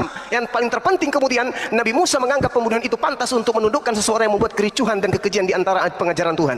Itu jelas itu. Baginda Rasul Muhammad SAW pun melakukan hal yang sama. Ketika kemudian Nabi Musa diceritakan bahwa pengikutnya kemudian tidak menyembah berhala ketika ia menjadi seorang nabi, seorang rasul di tengah-tengah mereka, maka Nabi Musa kemudian hal ini terjadi pun di Nabi Muhammad SAW. Nabi Musa adalah para pengikut Nabi Musa adalah penyembah berhala ketika kemudian ia menjadi seorang nabi. Ini yang perlu saudara pahami. Nabi Muhammad SAW pengikutnya juga adalah penyembah berhala ketika ia menjadi nabi. Sama dia, tak ada yang pernah bisa membantah itu. Bagaimana kemudian kaumnya Nabi Musa membuat patung dan menganggap itu adalah Tuhan. Lalu kemudian Nabi Musa Apapun yang terkait dengan Nabi Musa itu sama seperti Nabi Muhammad SAW. Tetapi kesamaan ini tidak dihasilkan dari apa yang tertera di dalam kitab nubuatan, kitab yang tertera di dalam Ulangan 18 dan seterusnya. Rasulullah Muhammad SAW punya pola sendiri, Nabi Musa juga punya pola sendiri. Tapi ketika bercerita Nabi yang sama seperti Musa, ya Nabi Muhammad SAW. Yesus jauh, tak ada kesamaannya sedikit pun. Demikian. Baik, silakan mungkin dari teman Kristen. Selamat malam Bang Kenzo, Bang Feredeus dari Kristen juga ya. Oke, silakan Pak. Selamat malam, Saya Bumi. tadi kan memang tidak cukup dengar dengan baik ya. Jadi memang salah satu ciri dari Nabi itu kan bukan dia pasti didengarkan, tapi perintah untuk dia didengarkan. Makanya Ulangan 18:15 itu adalah dialah yang harus kamu dengarkan. Jadi itu adalah perintah dari Tuhan supaya Nabi itu didengarkan. Ya, kalau dikatakan bahwa itu tidak digenapi oleh Yesus juga enggak juga. Bahkan untuk didengarkan itu justru Allah Bapa sendiri yang menyuruh supaya orang mendengarkan Yesus. Ketika Yesus di Matius pasal 17 di atas gunung itu dengan Musa dan Elia, ya Allah Bapa berkata, inilah anakku yang kukasihi, kepadanya lah aku berkenan, dengarkanlah dia. Jadi tetap juga hal itu tetap bisa berlaku bagi Yesus. Sedangkan yang penyebutan yang tadi segala macam persamaan-persamaan, saya kira itu sudah di materi perdebatan tadi yang sudah saya jelaskan posisi saya itu. Jadi saya tak akan menanggapi itu lagi. Ya. Oke, kalau ada satu lagi dari Islam mau bertanya silakan. Karena sudah jam 12 di Kupang, silakan satu orang lagi. Tadi saya bilang 2. Oke, Bang Billy. Oke, jadi ini clue-nya ya. Tadi clue-nya kepada dialah kalian harus mendengarkan. Nih lihat. Dan Yehosua bin Nun penuh dengan roh kebijaksanaan ya. Sebab Musa telah menaruh tangannya. Sebab Musa telah meletakkan tangannya ke atasnya. Sebab itu orang Israel mendengarkan dia dan melakukan seperti yang diberitakan Tuhan kepada Musa. Inilah pengganti Musa, Yehoshua bin Nun, bukan Yesus. Karena Yesus tidak pernah berada di tengah-tengah bangsanya ketika waktu itu, gitu. Tidak pernah. Jadi ini tidak merujuk kepada Yeshua HaMashiach sama sekali, no. Jadi kalau dibilang itu Yosua, ya saya tahu juga penafsiran Yahudi begitu, tapi kan jadi aneh. Karena begitu ayat yang ke-30 pasal 34 bilang bahwa Yosua bin Nun penuh dengan roh kebijaksanaan, Musa meletakkan tangan ke atasnya, orang Israel mendengarkan dia dan melakukan seperti yang diberitakan Tuhan. Tapi satu ayat itu, seperti Musa yang dikenal Tuhan berhadapan muka, tidak ada lagi nabi yang pantas tidak ada Yosua bukan nabi. Ya. Dan Yosua nabi, siapa bilang Yosua bukan nabi? Jadi kita Yosua itu tunggu. Siapa yang bilang Yosua bukan nabi? Nih, ini tanah ya, ini tanah saya. Kita lihat kata Anda Yosua bukan nabi. Siapa yang bilang Yosua bukan nabi? Di mana? Nih. 48 nabi. Abraham, Ishak, Yakov, Moshe, Aaron, Joshua, Yehoshua. Nah, ayatnya mana? Sudah pakai kitab apa? Ini kitab Tanakh. Yang mana? Di pasal berapa, ayat berapa? Kitab Tanakh. Kitab Tanakh. Ya, kitab Tanakh itu kan kumpulan kitab itu. Kitab namanya kitab apa? Pasal ada yang ngorok nih. Enggak, semua orang ini kan yang kalian bicarakan kitab orang Yahudi bukan kitab orang Kristen. Nah, ada teks mengatakan begitu, saudara ambil kan Tanakh. Oh, ada berkata gini. Torah Sifalanu Moshe. Full. Terus yang mana? No, bunyinya begini. Gini, Torah Sifalanu Moshe merusak kilat Yakov. Musa mengajarkan kami Torah sebagai milik punya siapa? Tidak tunjukkan ayatnya ya silakan bikin daftar sendiri. Saya nggak peduli dengan daftar saudara. Ini kan data, kamu minta data, saya kasih. Kamu pendeta masa nggak tahu Yosua itu nabi? Saya minta data ayatnya. Enggak, kamu kok pendeta nggak tahu Yosua itu nabi? Aneh saya. Ya mana ayatnya coba? Hah? Belajarnya di mana itu? Anda pendeta nggak tahu Yosua itu nabi? Ya sudah, kalau kamu tidak bisa bikin ayat, tak usah omong banyak lah. Nah ini kan ada datanya. Data yang kamu sebut hanya daftarnya, tapi mana ayatnya? Lo orang Yahudi percaya Yehoshua itu nabi. Daud juga nabi. Kalian nggak percaya Daud nabi kan? Nabi ada ayatnya, tapi Yosua nabi mana? Kalau ada gimana? Kalau ada Anda masuk Islam ya? Kalau ada Anda mualaf ya? Mana ayatnya? Coba kasih sekarang. Ya, kalau ada Anda masuk Islam. Aduh, kenapa ini juga masuk Islam? Masa saya buang mak ceng? Makanya kalau saya kasih ada sekarang dengan teks Ibrani, Anda masuk Islam, berani? Kasih ayatnya sekarang coba. Iya, tapi kalau saya kasih Anda masuk Islam, berani? Ya sudah, ayo. Benar ya? Oh, benar. Oke, guys, catat. Oke, tunggu, saya cari dulu. lanjut dulu. Saya mau nanya sama Bang Juma nih, Umi. Bang Juma, izin nanya sebentar Bang Juma. Saya pengen tanya aja tentang Yohanes 13 ayat 13. Di situ kamu menyebut aku guru dan Tuhan. Dan katamu itu tepat, sebab memang akulah guru dan Tuhan. Ya. Apa yang Bang Juma paham tentang ayat ini? Oke.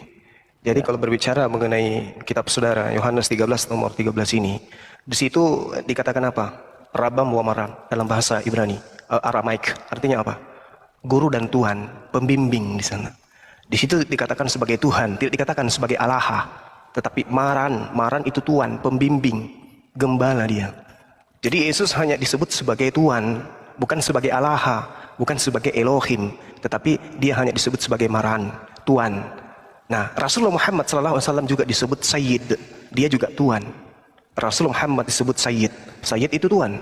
Sama dengan Mar, itu juga Tuhan. Sama dengan Kurios, dia juga Tuhan. Artinya, ketika dikatakan kau menyebut aku dan itu betul, nah jelas, berarti jangan diganti lagi, karena Yesus sudah mengakui dirinya sebagai Tuhan, jangan diganti menjadi Tuhan. Gitu Bang. Silakan. Oke, secara etimologi berarti Tuhan dan Tuhan berarti gitu Bang Juma. Yes, antara kurios dan teos itu jelas berbeda. Teos bisa disebut kurios, tapi kurios tidak bisa disebut teos. Iya, Pahami? kalau Tuhan ini kan jelas buat insani manusianya. Nah, kalau terus? Tuhan itu dia untuk Tuhan, di sini Yesus berkata bahwa akulah Tuhan. Ya kan? Nah, Tuhan ini kan kita tahu etimologinya kan, Tuhan dan Tuhan ini kan dari mana gitu, seperti itu. Ya kembali Ya kan? ke dalam kalau bahasa. kemanusiaan Yesus sebagai Tuhan, ya nggak masalah buat itu insaninya. Berarti- Tapi sebagai keilahiannya, jadi situlah bahwa itulah dia Tuhan. Teos. Berarti Anda kena di dalam kitab saudara diterangkan dalam Yohanes 2 nomor 22, di situ dikatakan siapakah pendusta itu? Siapa pendusta itu? Kata kitab saudara. Pendusta ini adalah dia yang kemudian berkata, bukankah dia yang menyangkal bahwa Yesus itu adalah Mesias? Ketika Anda mengaku Yesus itu adalah Kristus, tapi Anda menuhankan Yesus, berarti Anda menyangkal. Kemesiasan Yesus Anda sangkal. Kekristusan Yesus Anda sangkal. Berarti Anda pendusta. Siapakah pendusta itu? Bukankah dia yang menyangkal bahwa Yesus adalah Kristus? Nah, kalau ada yang melebih-lebihkan Yesus ini selain daripada Kristus, berarti dia pendusta. Sama seperti saudara Esra tadi. Yesus bisa disebut Nabi, bisa. Tapi Yesus juga adalah Tuhan. Ente pendusta, saudara Esra. Ini kitab saudara Anda yang mengatakan. Siapakah pendusta itu? Bukankah dia yang menyangkal? Dengan Anda mengatakan Yesus itu Tuhan yang inkarnasi menjadi manusia, dengan demikian Anda sudah menyangkal Yesus itu adalah Kristus. Kenapa? Konsep Kristus itu asalnya dari Yahudi, yaitu Mesias. Ketika berbicara mengenai Mesias, berarti berbicara mengenai Nabi, berbicara mengenai utusan Tuhan, tidak berbicara mengenai Tuhan. Mudah-mudahan Anda Kalau paham. Mesias ini kan kita tahu bahwa dia kan merangkap jabatan kan, jabatan Nabi juga, ya toh, ya imam besar juga. Terus Tuhan juga. Nah, Terus kalau Tuhan melihat sisi keilahiannya ya kita mesti tarik lagi ke ayat yang lain. Nggak boleh kalau raja nggak boleh mengambil peran imam. Kalau raja nggak boleh mengambil peran imam kalau raja. Kalau Anda sudah mengakui Yesus, tapi kan Yesus juga kan imam besar agung kan. kalau dia jadi imam besar, siapa makmumnya? Agung? Siapa makmumnya? Kalau dia jadi imam besar, siapa makmumnya?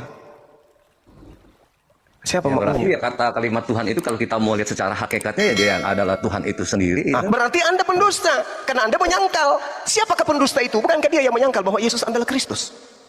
Kristus itu apa menurut Bang Juma?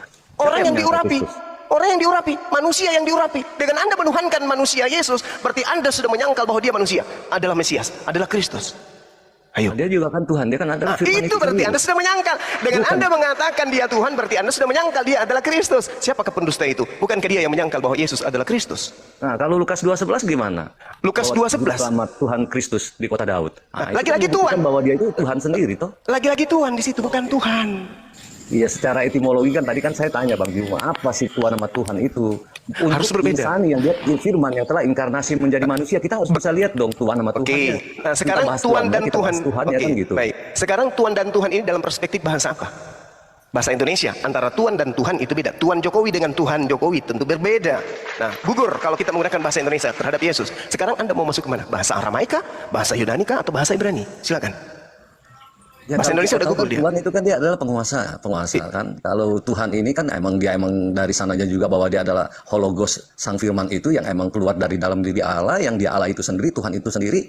Filipi 2:5-6-7 bahwa dia yang rupa dalam manusia. Nah, itu dia makanya aku Allah katakan yang dalam saudara. rupa manusia. Makanya bukan tadi masalah saya- kita menyangkal dia Kristus, kita nggak menyangkal. Justru yang tidak menerima dia sebagai Tuhan, itulah yang dia menyangkal. Loh. Balik aja, Bang Ini, Juma. ini dalil saudara loh. Siapakah pendusta itu? Siapakah pesestes itu? Pendusta, pembohong. Yang dikatakan pembohong, lain di mulut, lain di hati. Lain di mulut, lain di kenyataan. Mulut saudara mengatakan dia adalah Kristus. Tapi coba ke gereja, siapa yang Anda sembah? Yesus. Berarti Anda pembohong. Ini dalil di kitab saudara yang mengatakan itu. Kenapa Kalau Anda kita menuhankan menyembah Yesus? Salahnya di mana kalau anak manusia ini ditinggikan? Anak Tidak ada yang manusia. salah. Salah di mana? Ditinggikan sebagai Kristus. Ya kalau Kristus, kalau kita meninggikan dia sebagai Tuhan juga, sebagai juru berarti selamat, Anda sebagai pendusta. Allah itu yang memang adalah dia adalah Allah itu sendiri. Berarti Anda pendusta. Berarti Anda menyangkal. Karena Kristus mustahil Tuhan. Tuhan mustahil Kristus. Karena Kristus ini adalah level manusia yang diurapi. Tuhan tidak pernah diurapi. Yang diurapi itu hanya Nabi, Kores, Saul, dan seterusnya. Harun, Daud, itu orang-orang yang diurapi. Nah sekarang, kalau mereka yang diurapi Anda anggap Tuhan, Anda keliru. Yesus datang kepada Bani Israel sebagai orang yang diurapi, berarti sebagai Nabi. Nah sekarang, kalau berbicara mengenai konteks konsep Kristus, berarti larinya kepada Bani Israel, yaitu Mesias. Mesias ini adalah manusia yang diurapi. Kenapa jadi Tuhan? Sedangkan kitab saudara mengatakan, siapakah pendusta itu? Pendusta Ya, itu bukankah dia dia? kan emang hologos sang firman itu. Yang Gimana Anda adalah emang Yohanes 1 ayat 1 itu bahwa dia adalah firman itu dan dia Allah itu sendiri. Filipi 2:56 yang walaupun dalam kesetaraan tidak menganggap kesetaraan dalam rupa manusia. Nah, kalau di sini kan abang kan hanya melihat kristologi bawahnya. Bagaimana dengan kristologi? Saya mau tanya. Abang kan nggak mengakui dia. Saya mau bertanya kepada saudara. Kristus itu apa menurut saudara? Kristus itu kan yang diurapin seperti yang tadi abang Apa yang bilang. diurapi di sini? Setan atau manusia?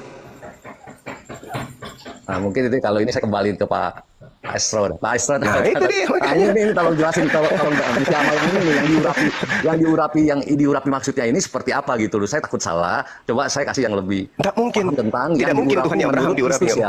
Kristus yang diurapi menurut Kristus Iya. yang benar seperti apa? Saya juga pengen dengar gitu loh. Bukannya dari Bang Iya, Juma silakan. aja gitu. Silakan Iya, Pak Pendeta. Ya. Ya gini ya, saya tidak perhatikan pembicaraan panjang saudara itu. Saya hanya mau, karena sudah 2 orang bertanya pada saya mau tanya yang tadi orang tadi itu loh, yang mau kasih apa? Data ya. Kasih data ayat yang Yosua itu Nabi itu loh, Ada yang Nabi. janji Iya. mau jadi Islam itu loh. Bisa segera kasih nggak? Soalnya Ya, saya saya hanya menunggu itu aja. saya lagi buka tanah, nanti jadi lagi cari-cari Ya, ya. Pak Pendeta izin tentang yang diurapi Kristus Akhi itu Billy. apa yang dimaksud Akhi. dengan yang diurapi itu, yang Kristus yang diurapi itu, Pak Pendeta. Minta petunjuk Pak Pendeta. Apa yang ditanyakan di situ? Yang di situ Jaringan kalau saya jelek Kristus semua. itu kan yang diurapi. Yang Kristus yang diurapi tadi, Yesus itu kan yang diurapi. Iya, pemahaman definisi yang diurapi tentang Kristus ini apa gitu dengan orang-orang yang diurapi sama yang diurapi memang, juga gitu. kalau kita melihat asal usul dari Kristus itu kan Mesias, Masia. Jadi kalau diurapi atau Mesias itu artinya orang yang diurapi, maka dari arti kata itu setiap orang yang diurapi adalah Mesias, adalah Kristus. Makanya misalnya dalam Imamat 4 ayat 5, imam yang diurapi itu dalam Septuaginta itu disebut Kristus. Berarti imam itu ya Mesias, Kristus. Nah juga misalnya Daud diurapi, Salomo diurapi. Jadi dalam hal itu memang ada banyak orang yang diurapi. Bahkan orang seperti Raja Kores pun, ya di Yesaya 45 ayat 1 itu dia bilang yang kuurapi itu Kristus. Jadi memang sampai pada titik itu kita dapat berkata bahwa memang ada banyak orang yang disebut Kristus atau Mesias. Hanya saja perkembangan konsep mesianik di kalangan orang Yahudi pada saat itu mengerucut kepada ada yang namanya Mesias tunggal.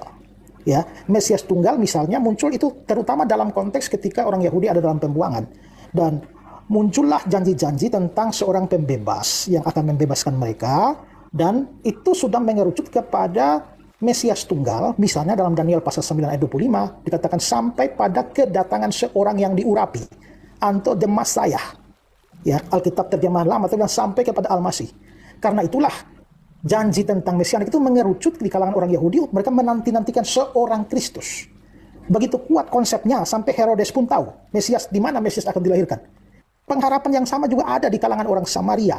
Ya, bahkan mereka akhirnya mencurigai siapapun yang orang istimewa. Mereka sudah mencurigai dia, jangan-jangan dia sang Mesias.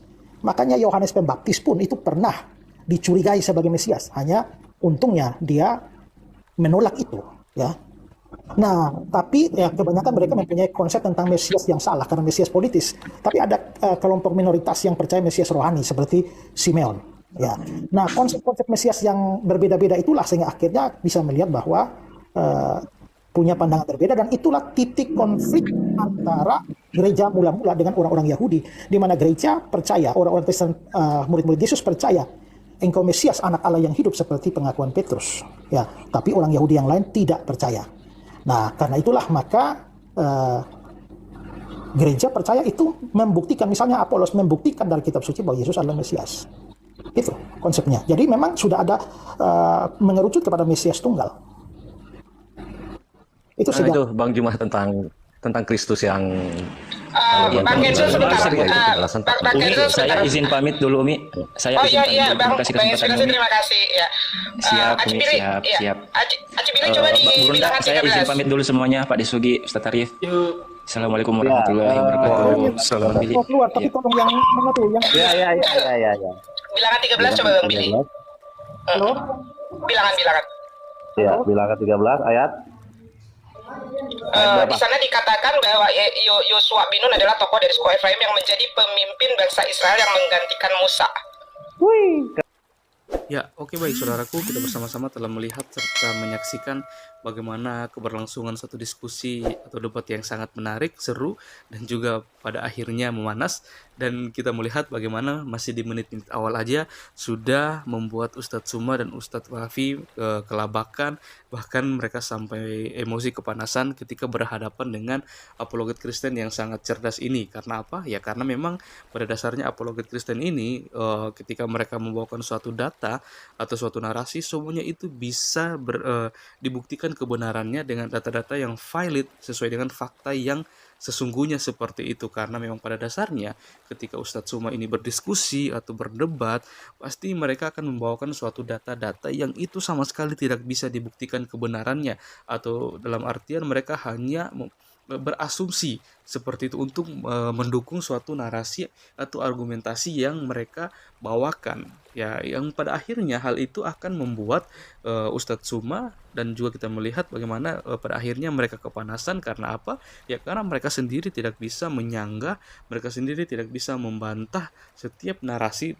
dan argumentasi dari para apologet Kristen ini. Karena apa? Ya karena memang mereka sudah menunjukkan atau membawakan data-data yang itu semuanya bisa dibuktikan kebenarannya seperti itu. Ya, ini juga sangat menjadi suatu perhatian ya, yang dimana kalau kita melihat ketika Ustadz Suma, Ustadz Fahmi ini mereka membahas tentang kekristenan, mereka berkor-kor tentang kekristenan, mereka ini seakan-akan lebih mengerti dan memahami tentang iman Kristen itu sendiri. Mereka ini seakan-akan lebih mengerti dan memahami tentang firman Tuhan yang ada yang firman Tuhan yang dimana mereka ini kerap kali selalu saja mentafsirkan ayat Alkitab secara liar yang pada akhirnya apa yang mereka tafsirkan itu lari dari maksud dan tujuan atau dari konteks penulisan ayat tersebut. Dan ketika seorang apologet Kristen atau para hamba Tuhan menyangga akan hal itu, mereka pada akhirnya menjadi kepanasan, mereka pada akhirnya menjadi emosi, ya karena memang setiap hal yang mereka bawakan, setiap narasi, argumentasi yang mereka bawakan, semuanya itu tidak bisa dibuktikan kebenarannya. Karena kalau kita melihat para apologet Kristen ini ketika mereka membawakan satu data, pasti itu semua sesuai dengan fakta, bahkan semuanya itu juga bisa dibuktikan seperti itu. Dan pada akhirnya hal itu menjadi suatu hal yang membuat para polemikus ini, Ustadz Suma dan kawan-kawan ini menjadi kepanasan. Mereka menjadi seperti kebingungan sendiri seperti itu ya. Tapi memang seperti itulah, kalau ketika kebenaran itu dibukakan pasti akan sulit untuk diputarbalikan seperti itu ya.